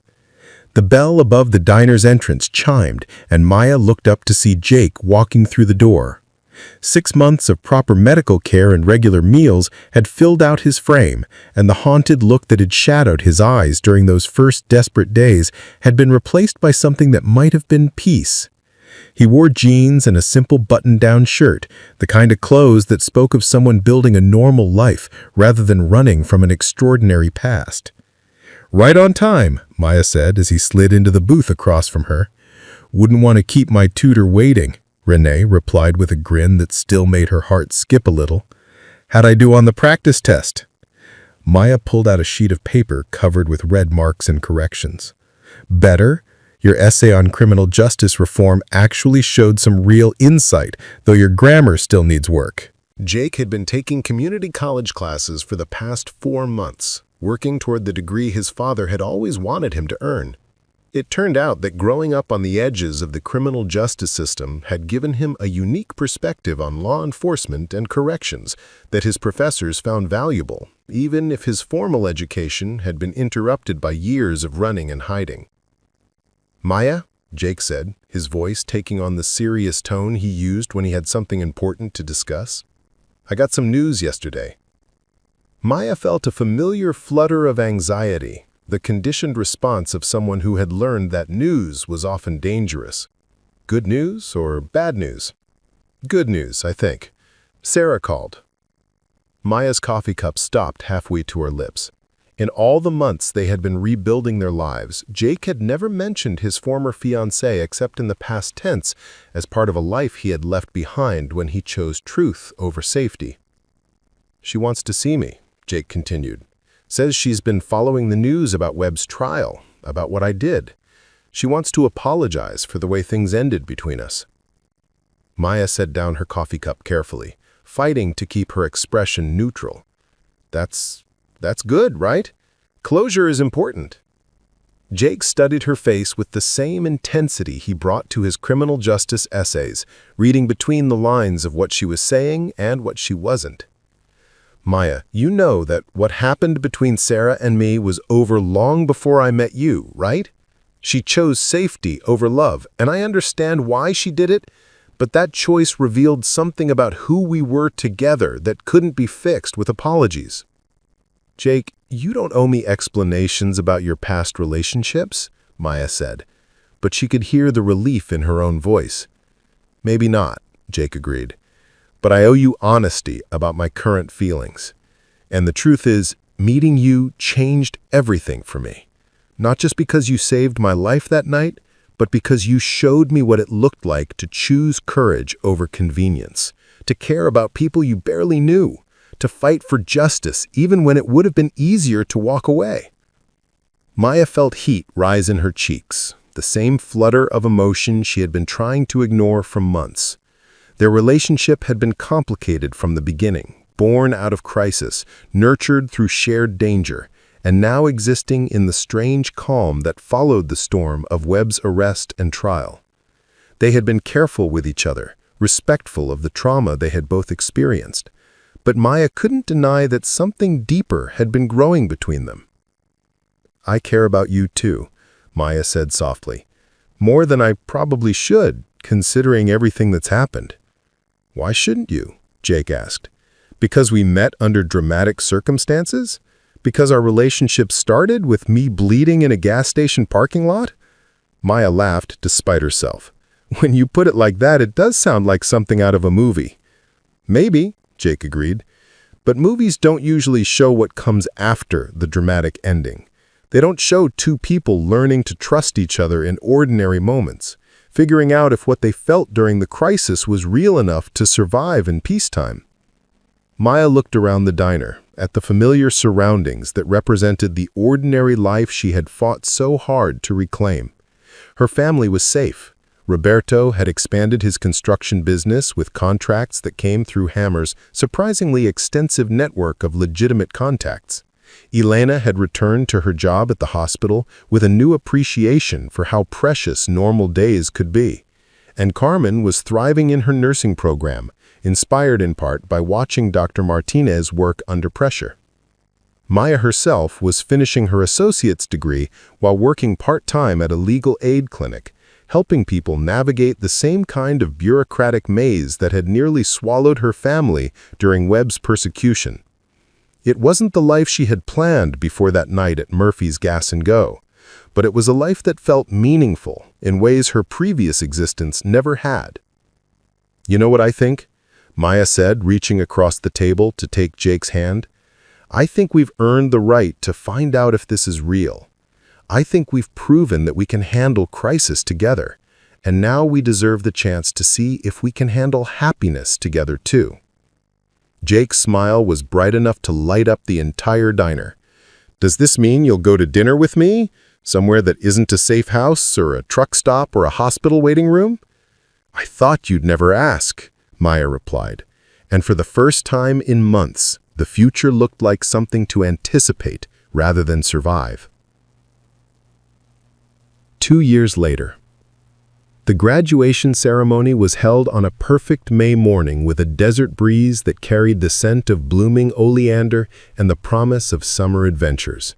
Maya Rodriguez walked across the stage at Cal State San Bernardino to receive her bachelor's degree in criminal justice, magna cum laude, while her family cheered from the audience with the kind of unrestrained enthusiasm that made other families smile and remember their own moments of triumph.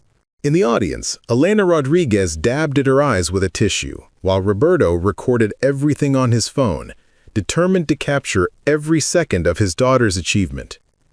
Carmen, now in her second year of nursing school, whistled loud enough to be heard 3 rows away, and even Hammer, looking surprisingly respectable in a button-down shirt and khaki pants, applauded with genuine pride. But it was Jake's face that Maya sought out as she accepted her diploma, his expression of love and admiration that made all the late nights of studying, all the stress of balancing school with her work at the legal aid clinic, feel worthwhile. He was graduating too, that afternoon, with his own degree in criminal justice and plans to attend law school in the fall. They had decided to stay in California, to build their lives in the place where they had almost lost them.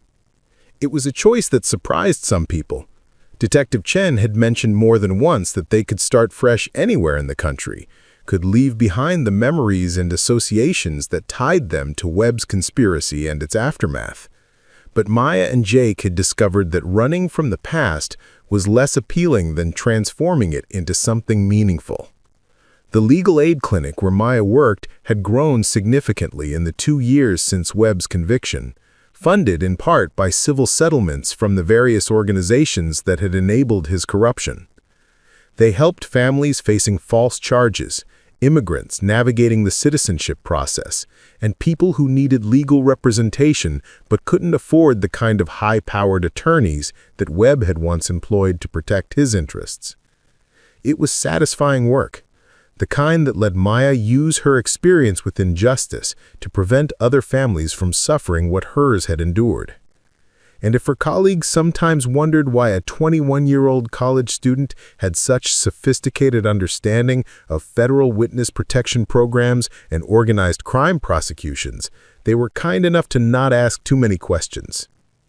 After the graduation ceremony, the Rodriguez family and their unlikely extended family gathered at a restaurant in downtown San Bernardino for a celebration that felt surreal in its normalcy. Just 3 years ago, Maya had been worried about making curfew and paying for gas. Now she was surrounded by federal agents, reformed motorcycle club members, and the kind of friends you only make when you've faced life and death together. "Speech!" Carmen called out as they settled around a large table laden with more food than they could possibly eat. "Maya has to give a speech." "I don't do speeches," Maya protested, but she was outnumbered by the expectant faces around the table. "Come on," Jake said, squeezing her hand under the table. "Tell us what you've learned." Maya stood up, looking around at the faces of people who had become family through circumstances none of them could have imagined. Detective Chen, who had kept her promise to protect them and had become a trusted friend in the process. Dr. Martinez, who had continued to provide medical care for people who couldn't always afford it and who asked no questions about the circumstances that brought them to his door. Hammer, Doc, and Viper, who had proven that brotherhood could extend beyond blood and colors to embrace anyone who proved themselves worthy of loyalty. "What I've learned," Maya said finally, "is that the most important choices we make are usually the ones we don't plan for. 3 years ago, I thought I knew exactly what my life was going to look like. I was going to graduate from community college, get a safe job, help my family, and live a quiet, ordinary life that never attracted attention or caused problems." She paused, looking directly at Jake. "But then I met someone who needed help, and I discovered that ordinary lives aren't always the most meaningful ones. I learned that sometimes the right choice is the dangerous choice, that sometimes protecting the people you love means fighting rather than hiding, and that sometimes the best things in life come from the most unexpected places." "Here's to unexpected places," Elena said, raising her glass, and the toast was echoed around the table by voices that spoke of shared experience and mutual respect. Later that evening, as the celebration wound down and people began to head home, Maya found herself sitting on the restaurant's patio with Jake, watching the sunset over the mountains that surrounded the valley they had both chosen to call home. "Any regrets?" Jake asked, echoing the question she had asked him that night on the safe house porch. Maya considered it seriously, thinking about the path that had led them from a gas station parking lot to this moment. There had been fear and danger, loss and sacrifice, moments when she had questioned every choice she had made. But there had also been love and friendship, purpose and meaning. The satisfaction that came from knowing she had helped bring a corrupt politician to justice and had protected other families from suffering what hers had endured. "No regrets," she said finally. "What about you?" Jake was quiet for a moment, looking out at the mountains where, somewhere in a federal prison, Marcus Webb was serving a sentence that would keep him locked away for the rest of his productive life. "I regret that people got hurt. I regret that your family had to go through what they went through, that good people like Dr. Martinez and Detective Chen had to risk their careers to do what was right.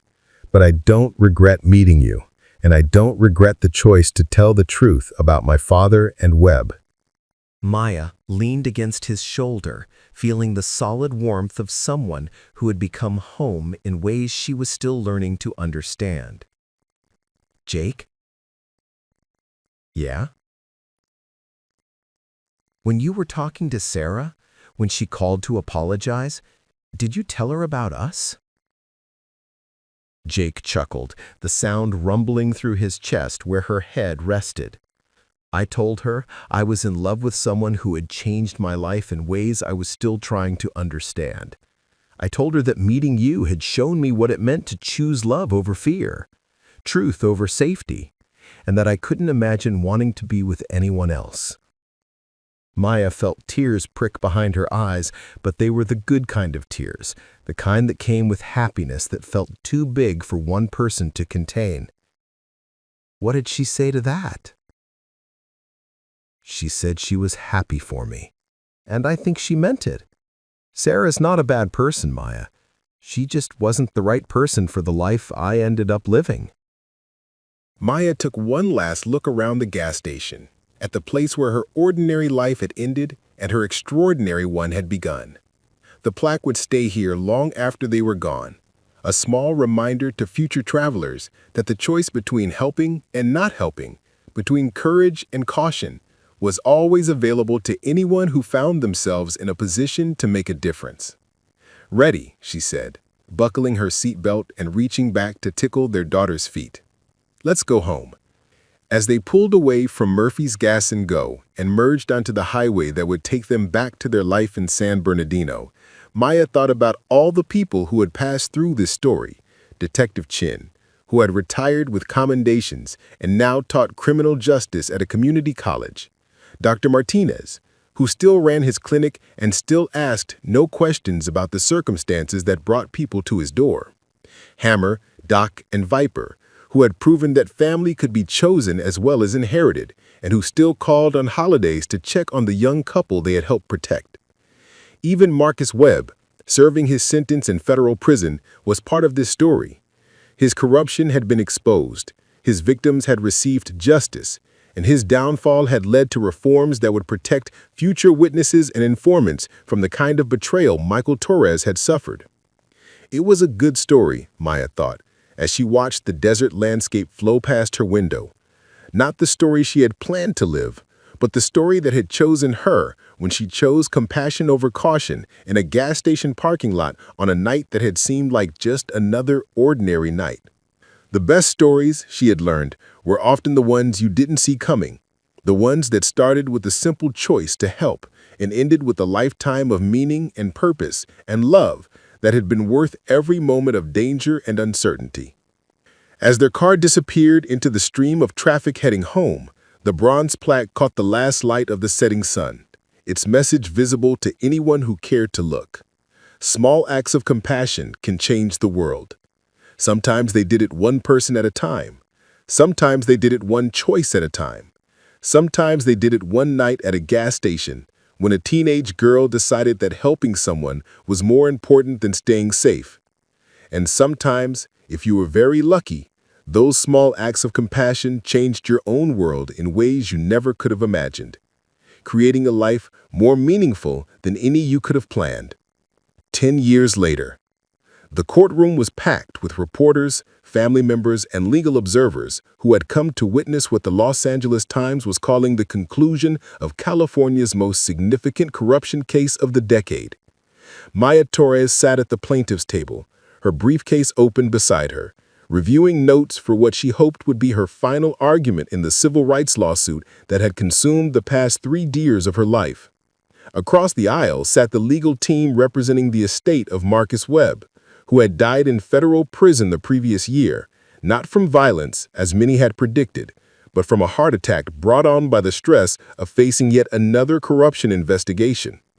His death had not ended the civil suits against him, and Maya was representing 5 families who had been destroyed by Webb's abuse of power during his years as a prosecutor. "All rise for the Honorable Judge Patricia Morales," the bailiff announced, and Maya stood with the rest of the courtroom, feeling the familiar flutter of nerves that came before every major hearing. Judge Morales was known for her fairness and her impatience with legal theatrics, exactly the kind of judge Maya had hoped for when this case was assigned. As the proceedings began, Maya caught sight of familiar faces in the gallery. Her parents sat in the 3rd row, her father's construction business now successful enough that he could take time off for important family events. Elena had been promoted to supervisor at the hospital and was working toward her nursing degree, a dream she had deferred for 20 years while raising her family. Carmen was there too, now a registered nurse practitioner who ran a community health clinic in East LA. And in the back row, trying to look inconspicuous despite his size, sat Hammer. He was wearing a suit that actually fit, and Maya had to suppress a smile at how uncomfortable he looked in the formal courtroom setting. The years had been kind to him. His construction company employed dozens of former club members and had become known for quality work and fair treatment of employees. Jake was at the prosecutor's table on another case across town, but Maya knew she would be waiting for her call the moment this hearing was over. After 8 years of marriage, they had developed the kind of partnership that let them support each other's careers while building something meaningful together. "Miss Torres," Judge Morales said, and Maya felt the familiar thrill that came with being addressed by her professional name. "Are you ready to present your closing argument?" Maya stood, straightening the jacket of the suit she had bought specifically for this case. Conservative, but well-tailored, the kind of outfit that commanded respect in courtrooms where many people still expected civil rights attorneys to be older, male, and white. "Your Honor," Maya began, "this case is about more than financial compensation for the families who suffered under Marcus Webb's corrupt administration. This case is about accountability, about ensuring that those who abuse their power in the name of justice face consequences for the lives they destroy." She moved to the center of the courtroom, making eye contact with the jurors who would decide whether Webb's estate owed damages to the families whose lives he had systematically destroyed. The evidence shows that Mr. Webb built his political career on cases that relied on information from informants he later abandoned and betrayed. He sent innocent people to prison while protecting his criminal contacts. He fabricated evidence, suborned perjury, and when his crimes threatened to be exposed, he ordered the murders of witnesses who could testify against him. Maya could see the jurors leaning forward, engaged, despite having heard variations of this argument for weeks. The power of the story, of corruption at the highest levels of government, of ordinary families destroyed by a man's ambition, still had the ability to shock people who thought they understood how the justice system worked. The Torres family, Maya continued, and she felt the strange surrealism of referring to Jake's family in the third person while arguing their case, lost Michael Torres to Webb's manipulations. He was forced to become an informant, promised protection for his cooperation, then abandoned when that protection became politically inconvenient for Webb's career. His son Jake grew up under constant threat because of promises his father had been led to believe, promises that were broken the moment they became inconvenient for Webb's career. She walked over to a display board covered with photographs. Michael Torres with his young son, Webb at various political events, crime scene photos from the attacks on Jake and other potential witnesses. The Rodriguez family, and now she was talking about her own family, though she had recused herself from representing them directly due to conflict of interest, was targeted for destruction because their daughter showed basic human kindness to someone Webb wanted dead. They were forced from their home, threatened with fabricated criminal charges, and lived under federal protection for months because Maya Rodriguez chose to help an injured person rather than drive away. Maya could see her parents in the gallery, watching their daughter argue a case that had grown out of the worst period of their lives. Elena was crying silently, not from sadness, but from pride. Pride in the daughter who had transformed a night of terror into a career dedicated to preventing other families from suffering similar injustices. The Chen family lost their father, Detective William Chen, because he was investigating Webb's connections to organized crime. The Williams family lost their son Marcus Williams because he was preparing to testify about evidence tampering in cases Webb had prosecuted. The list goes on. 5 families whose lives were shattered by one man's determination to protect his political ambitions at any cost. Maya returned to the plaintiff's table, picking up a thick folder that contained years of research, depositions, and evidence. Defense counsel would have you believe that Marcus Webb was simply a prosecutor doing his job, that the violence that followed his actions was the work of criminals acting independently. But the evidence shows a pattern of corruption that goes far beyond individual cases. Phone records show Webb communicating directly with known criminal associates. Financial records show payments from criminal organizations to accounts controlled by Webb. And testimony from multiple witnesses establishes that Webb personally ordered attacks on people he saw as threats to his career. She paused, looking directly at each juror in turn. This is not about revenge. This is about justice. Justice for the families who lost loved ones to Webb's corruption. Justice for the communities that were betrayed by someone sworn to protect them. And justice for every future family who might face similar corruption if we don't hold people like Webb accountable for their actions. Maya sat down, feeling the exhaustion that always followed major court presentations. She had been working toward this moment for 3 years, building cases against Webb's estate and the various organizations that enabled his corruption. Win or lose, this argument represented the culmination of a career that had begun in a gas station parking lot with a simple decision to help someone who needed help. The defense attorney's closing argument was predictable. Webb was dead and couldn't defend himself, the evidence was circumstantial, the families were seeking to profit from tragedy. Maya had heard it all before, and she could see from the jurors' faces that they weren't buying it. Judge Morales sent the jury to deliberate at 4:30 p.m. Maya gathered her papers and walked out of the courtroom into the hallway where her family was waiting to surround her with the kind of support that had sustained her through law school, marriage, motherhood, and the building of a career that mattered. "How do you think it went?" Carmen asked, though Maya could see in her sister's expression that she already knew the answer. "I think we presented our case as well as we could. Now we wait and see what the jury decides." Her phone buzzed with a text from Jake. "How did closing arguments go? Elena and I are making dinner and waiting for your call." Maya smiled at the mention of their 4-year-old daughter, who had been named Elena Carmen Torres in honor of both her grandmothers, but who insisted that everyone call her Ellie. She was in pre-K now, already showing signs of the stubborn determination that seemed to run in both sides of her family. "Maya," a familiar voice said, and she turned to see Detective Sarah Chen approaching from the other end of the hallway. Chen was retired now, working as a consultant on corruption cases and serving on the board of a nonprofit that provided support to families of crime victims. "Sarah," Maya said, embracing the woman who had become both mentor and friend over the past decade. "I wasn't sure you'd be able to make it." "Wouldn't miss it," Chen replied. "This case is the culmination of everything we started 10 years ago when Jake first agreed to testify against Webb. How does it feel?" Maya looked around at the courthouse hallway, thinking about all the cases that had been argued here, all the lives that had been changed by decisions made in these rooms. "It feels like we're finally finishing something that started a long time ago. Win or lose, we've shown that corruption has consequences, that people like Webb can't destroy families without eventually being held accountable."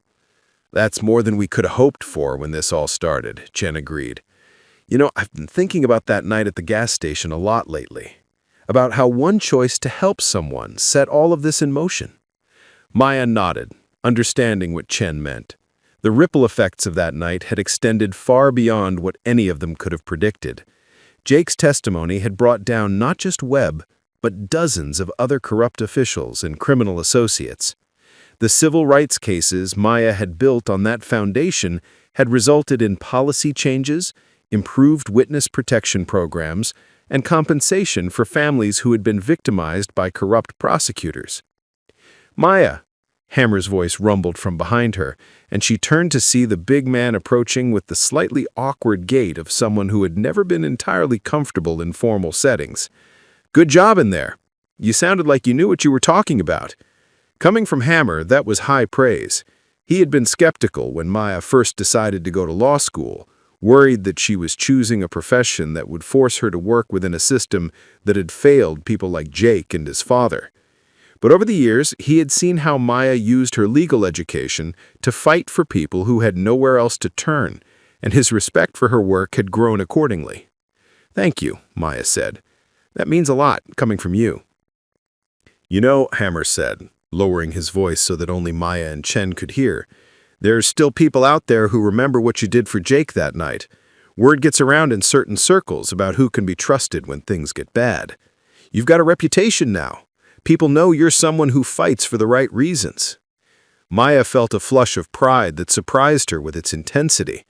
Earning Hammer's respect had never been a goal, but receiving it felt like validation that she had stayed true to the values that had guided her choices from the beginning. The courthouse began to empty as afternoon turned to evening, but Maya's family lingered in the hallway, reluctant to leave before learning the jury's decision. They found a nearby restaurant and settled in for what might be a long wait, sharing stories and memories that had been accumulated over a decade of shared experiences.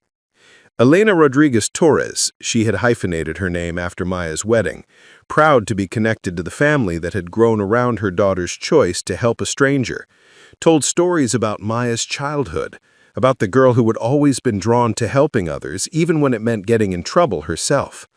Remember when she was 8 and she found that stray dog with the broken leg? She insisted we take it to the veterinarian, even though we couldn't afford the bill. She said it didn't matter what it cost. We couldn't just let something suffer when we had the power to help. Roberto nodded, smiling at the memory. That dog lived with us for 12 years. Best pet we ever had, and Maya was right. Helping him was worth whatever it cost us. Carmen added her own stories about growing up with a sister who couldn't walk past injustice without trying to fix it.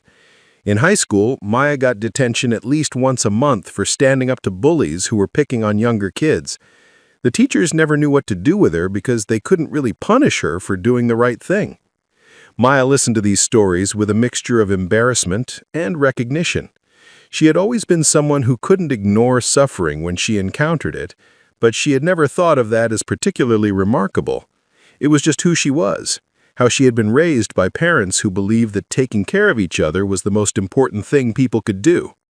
At 9:47 p.m., Maya would always remember the exact time.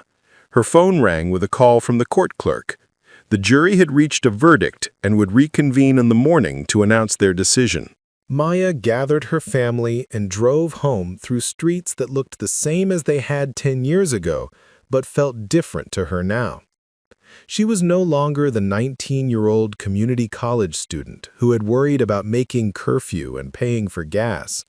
She was a successful attorney, a wife and mother, someone who had built a meaningful career on the foundation of a single choice: to help someone who needed help.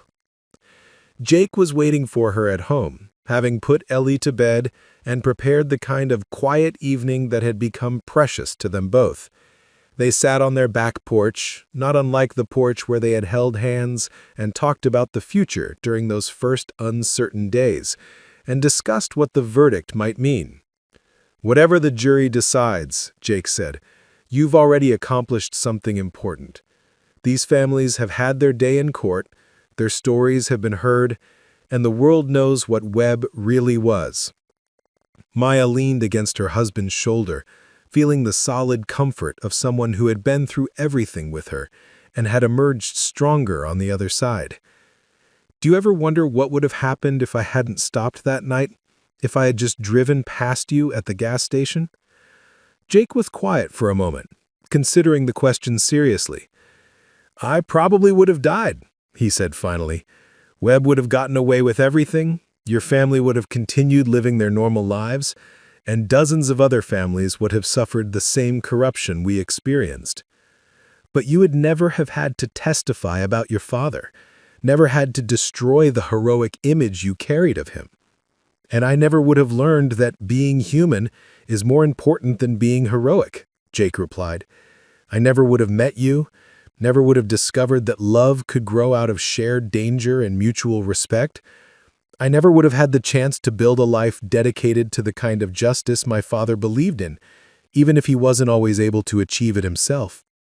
Maya smiled, thinking about the life they had built together.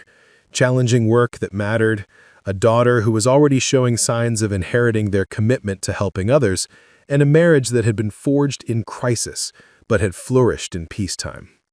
"No regrets?" she asked, echoing the question that had become something of a ritual between them. "No regrets," Jake confirmed. "You?" Maya looked out at the lights of San Bernardino spreading across the valley, at the ordinary suburban neighborhood where they had chosen to raise their family. It wasn't the dramatic setting where their story had begun, but it was home in the deepest sense, a place where they could be themselves, where their daughter could grow up safe and loved, where they could continue the work of making the world a little more just than they had found it. The next morning, Maya returned to the courthouse for the reading of the verdict. The jury found in favor of the plaintiffs on all counts, awarding damages that totaled nearly $30 million, money that would help the affected families rebuild their lives and fund programs to prevent similar corruption in the future. As Maya stood outside the courthouse afterward, answering questions from reporters and accepting congratulations from colleagues, she thought about the bronze plaque at Murphy's Gas & Go, with its simple message about small acts of compassion changing the world. She had been wrong about one thing, though.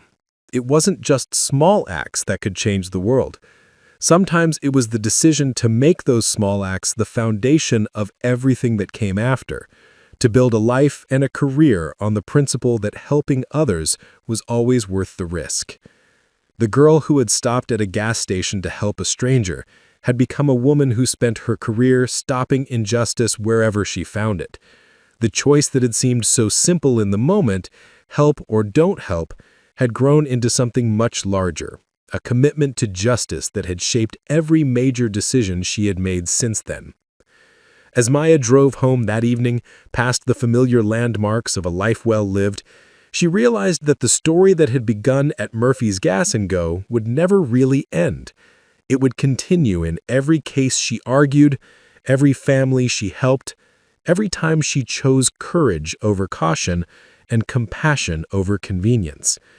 And someday, when Ellie was old enough to understand, Maya would tell her daughter about the night everything changed, about the choice that had created the life they were all living now. She would teach Ellie that small acts of kindness could indeed change the world, but only if you were willing to follow them with a lifetime of larger acts of courage and commitment to justice. The story would continue, passed down from one generation to the next, a reminder that ordinary people could do extraordinary things when they chose to help instead of walking away. The morning sun cast long shadows across the campus of UC San Diego School of Law as Professor Maya Rodriguez Torres walked towards her office, her arms full of papers and a coffee cup that had seen better days. At 39, she had the kind of confidence that came from years of fighting battles and winning more than she lost, although the silver threads in her dark hair spoke of the cost of those victories. Her walls were covered in photographs that told the story of a life dedicated to justice, images of her with clients whose cases had made headlines, certificates of appreciation from civil rights organizations, and family photos that showed the personal happiness she had built alongside her professional success. But it was the small bronze plaque on her desk that visitors always noticed first, a replica of the one that still hung at Murphy's Gas and Go. Small acts of compassion can change the world. Maya was reviewing her notes for that morning's constitutional law lecture when her assistant knocked on the doorframe. "Professor Torres, there's someone here to see you. She says it's about a story you might want to hear." The young woman who entered Maya's office was perhaps 19 or 20, with the kind of nervous energy that reminded Maya powerfully of herself at that age. She wore jeans and a UC San Diego sweatshirt, and her hands shook slightly as she introduced herself. "Professor Torres, I'm Sarah Martinez. I'm a sophomore here, pre-law, and I wanted to talk to you about something that happened to me last weekend." Maya gestured to the chair across from her desk, recognizing the look in the young woman's eyes. The expression of someone who had seen more than she was prepared for and was struggling to make sense of it. "What can I help you with, Sarah?" Sarah took a deep breath, gathering her courage. "I was driving home from my job at the campus bookstore Saturday night, and I stopped for gas at Murphy's Station off the 15. You know, the one with the plaque about compassion changing the world?" Maya felt a familiar flutter of recognition. 20 years had passed, but she still remembered every detail of that night. The harsh fluorescent lights, Jake's battered face, and the choice between helping and driving away that had shaped everything that came after. "While I was pumping gas, this girl came running out of the convenience store. She was maybe 16, Hispanic, and she was bleeding from her nose and mouth. She was crying and speaking Spanish so fast I could barely understand her, but I could see she was terrified." Maya leaned forward in her chair, already knowing where this story was going, but needing to hear it anyway. "There were these two men chasing her," Sarah said, her voice growing stronger as she found her rhythm. "They were shouting at her to come back, calling her names, threatening her, and I couldn't just stand there and watch. I opened my car door and told her to get in." "Did you know her?" Maya asked, though she suspected the answer. "No, I'd never seen her before in my life, but she looked so scared and those men looked so angry, and I just knew that whatever was happening, she needed help more than I needed to stay safe." Sarah went on to describe a night that had eerie parallels to Maya's own experience. A frantic drive to safety, involvement with people she didn't understand, threats from men with violent intentions. The girl, it turned out, was Maria Vasquez, a 16-year-old who had been trafficked across the border and forced to work in a massage parlor that was really a brothel. She had finally found the courage to run, but the men who owned her weren't willing to let their investment disappear into the night. I ended up calling the police, but Maria was so scared of deportation that she almost ran again, Sarah explained. It took hours to convince her that there were people who could help her without sending her back to Mexico. And then the FBI got involved because of the trafficking charges, and suddenly I was a witness in a federal case. Maya nodded, understanding the weight of what Sarah had taken on. How do you feel about that, being involved in something this complex? Scared, Sarah admitted, but also, I don't know, purposeful? Like maybe this is what I'm supposed to be doing with my life. I've been thinking about changing my major from business to criminal justice, maybe focusing on cases like Maria's. Maya smiled, seeing her younger self in this determined young woman. And you came to talk to me because I researched that plaque at the gas station. I found out about your case against Marcus Webb, about how you got started as a civil rights attorney, and I wondered— Sarah paused, gathering her courage. I wondered if you could tell me what it's really like building a career on cases like this, whether it's worth the risks and the complications. Maya was quiet for a moment, thinking about the path that had led her from that gas station to this office, from a 19-year-old community college student to a law professor who trained the next generation of civil rights attorneys. It had been a good life, meaningful in ways she couldn't have imagined when she first chose to help Jake.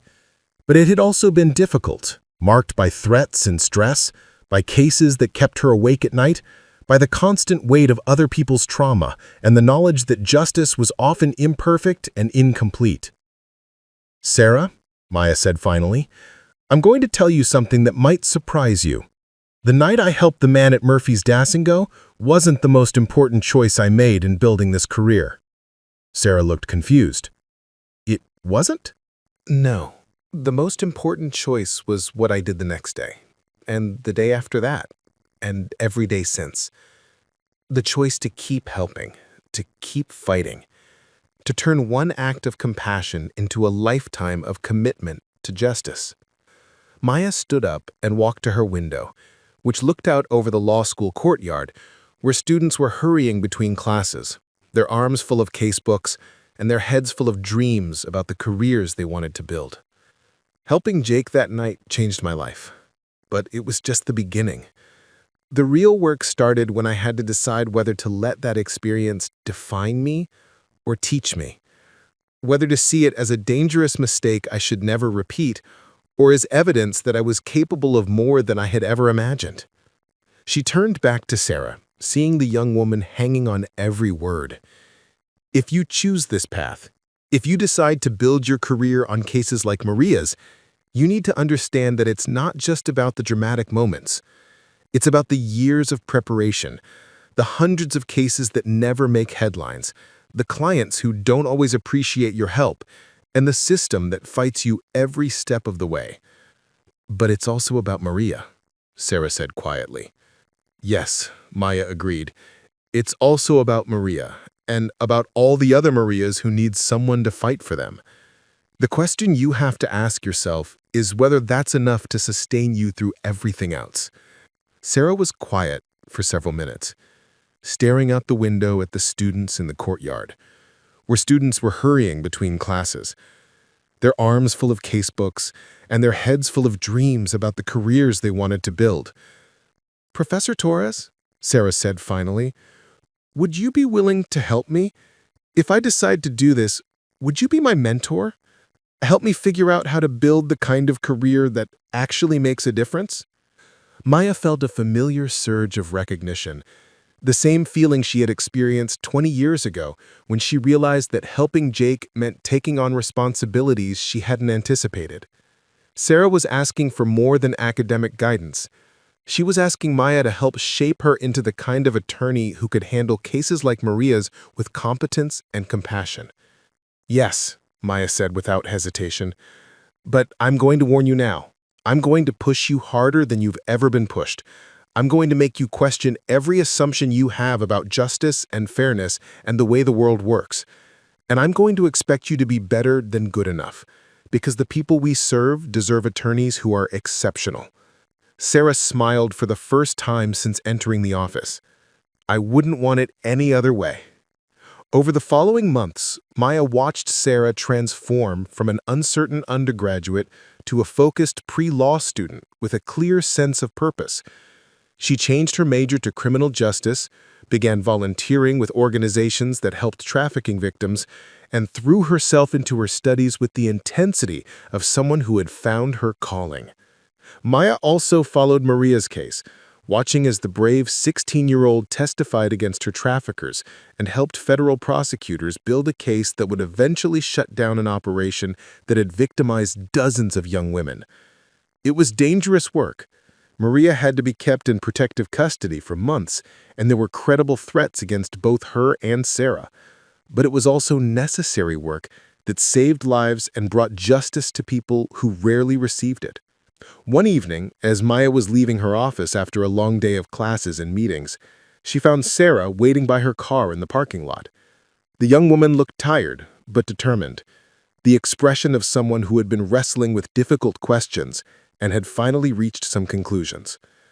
"Professor Torres," Sarah said, "I wanted to thank you for everything you've taught me this semester, but I also wanted to ask you something." "What's on your mind?" "Do you ever regret it? The choice you made that night at the gas station, I mean? All the complications and dangers that followed? Do you ever wish you had just minded your own business and driven away?" Maya considered the question, thinking about the life she might have lived if she had made different choices.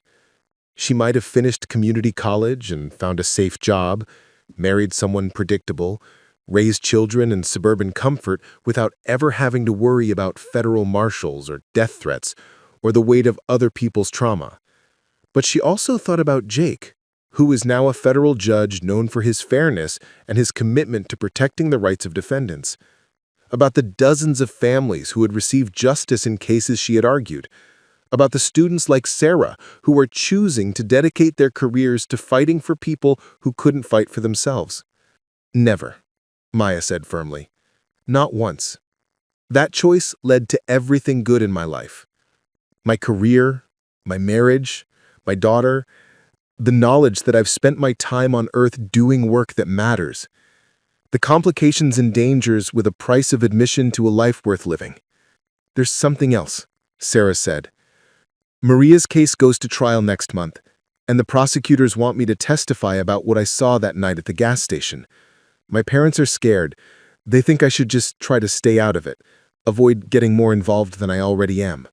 Maya heard echoes of her own family's concerns from 20 years earlier, the natural desire to protect someone you love from consequences they didn't choose and dangers they don't fully understand. "What do you want to do?" Maya asked. "I want to testify." Maria was brave enough to speak up about what happened to her, even though it means reliving trauma and facing her abusers in court. "The least I can do is tell the truth about what I witnessed." Maya smiled, recognizing the moment when someone stopped being her student and became her colleague in the work of justice. "Then that's what you should do. And if you need someone to sit with you in court, or if your parents need someone to explain why your testimony matters, I'm here." The trial took place 6 weeks later in a federal courthouse in downtown San Diego.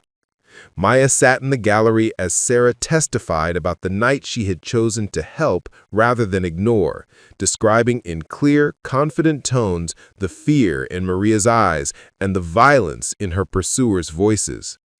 Sarah was nervous but determined, understanding that her words might be the difference between conviction and acquittal for men who had destroyed young lives for profit. Maya watched the jurors as Sarah spoke, seeing their expressions shift from polite attention to genuine engagement as they understood the courage it had taken for a college student to insert herself into a dangerous situation. This was why witness testimony mattered, Maya thought. not because it provided perfect evidence, but because it put human faces on abstract concept of justice and injustice. After Sarah finished her testimony, Maya found her in the courthouse hallway, surrounded by federal prosecutors who were congratulating her on her clear, compelling presentation. "How do you feel?" Maya asked when they had a moment alone. "Like I just took the most important test of my life, and like I finally understand what you meant about building a career on cases like this. It's not just about the law or the evidence or the argument. It's about standing up for people who need someone to stand with them." The jury convicted Maria's traffickers on all counts, and the judge sentenced them to terms that would ensure they spent decades in federal prison. Maria herself was granted a special visa that allowed her to remain in the United States, and she was accepted into a program that would help her finish her education and build a life free from the violence that had defined her teenage years. At the sentencing hearing, Maya watched as Sarah sat with Maria, providing the kind of support that had nothing to do with legal representation and everything to do with basic human compassion. 20 years after her own choice at Murphy's Gas & Go, Maya was witnessing the next generation make similar choices, understanding that the work of justice was never finished, but always worth continuing. As they left the courthouse after the sentencing, Sarah walked beside Maya toward the parking lot where their respective cars waited. The afternoon sun cast long shadows across the concrete, and Maya was reminded of another evening, in another parking lot, when she had been the one seeking guidance about the path ahead. "Professor Torres, I've been thinking about something you said earlier this semester, about how the choice at the gas station was just the beginning and the real work was what came after. What about it?" "I think I'm ready for the real work now. I want to apply to law schools that have strong clinical programs, places where I can start representing trafficking victims while I'm still a student. I want to build the kind of practice that specializes in cases like Maria's." Maya felt a surge of pride that reminded her why she had chosen to teach alongside her litigation practice. This was how the work continued, not just through her own cases, but through the students who would carry these values forward long after Maya retired. "I'll write you the strongest recommendation letter I've ever written. And I'll make some calls to law schools I think would be good fits for what you want to do." As they reached their cars, Sarah paused with her hand on her door handle. "There's one more thing.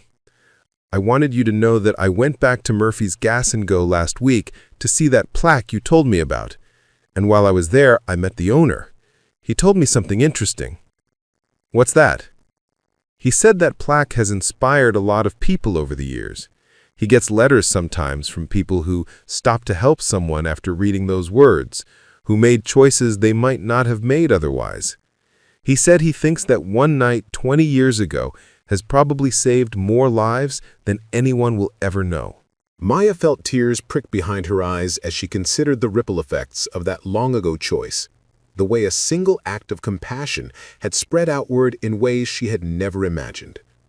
"Sarah," she said, "I want you to remember something as you build your career. The cases you take, the clients you represent, the choices you make, they all matter in ways you may never see. Every time you choose to help someone who needs help, you're not just changing their life. You're changing yourself, and you're changing the world in ways that will ripple forward long after you're gone." Sarah nodded, understanding the weight and the privilege of the work she was choosing. "Thank you," she said simply, "for everything. For showing me what this kind of life looks like, and for helping me understand that it's worth choosing." As Maya drove home that evening, past familiar landmarks that had witnessed 2 decades of growth and change, she thought about the continuity of the work she had chosen. Sarah would graduate, attend law school, pass the bar, and begin taking cases that would test her courage and her commitment to justice.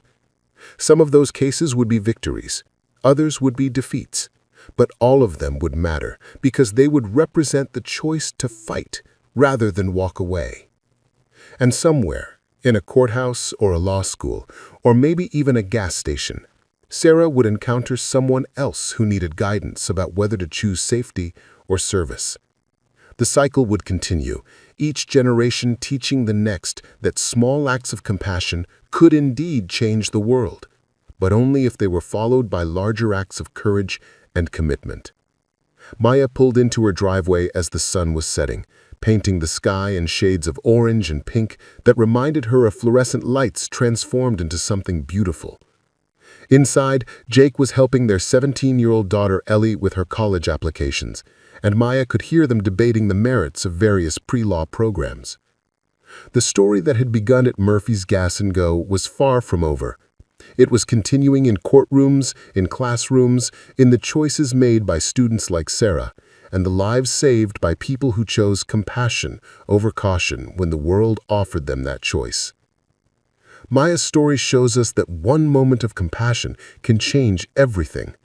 If this story moved you, please take a second to like this video and share it with friends who believe in the power of doing the right thing.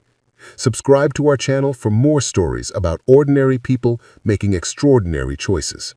Thanks for watching, and remember, your next choice to help someone could be the beginning of your own incredible story.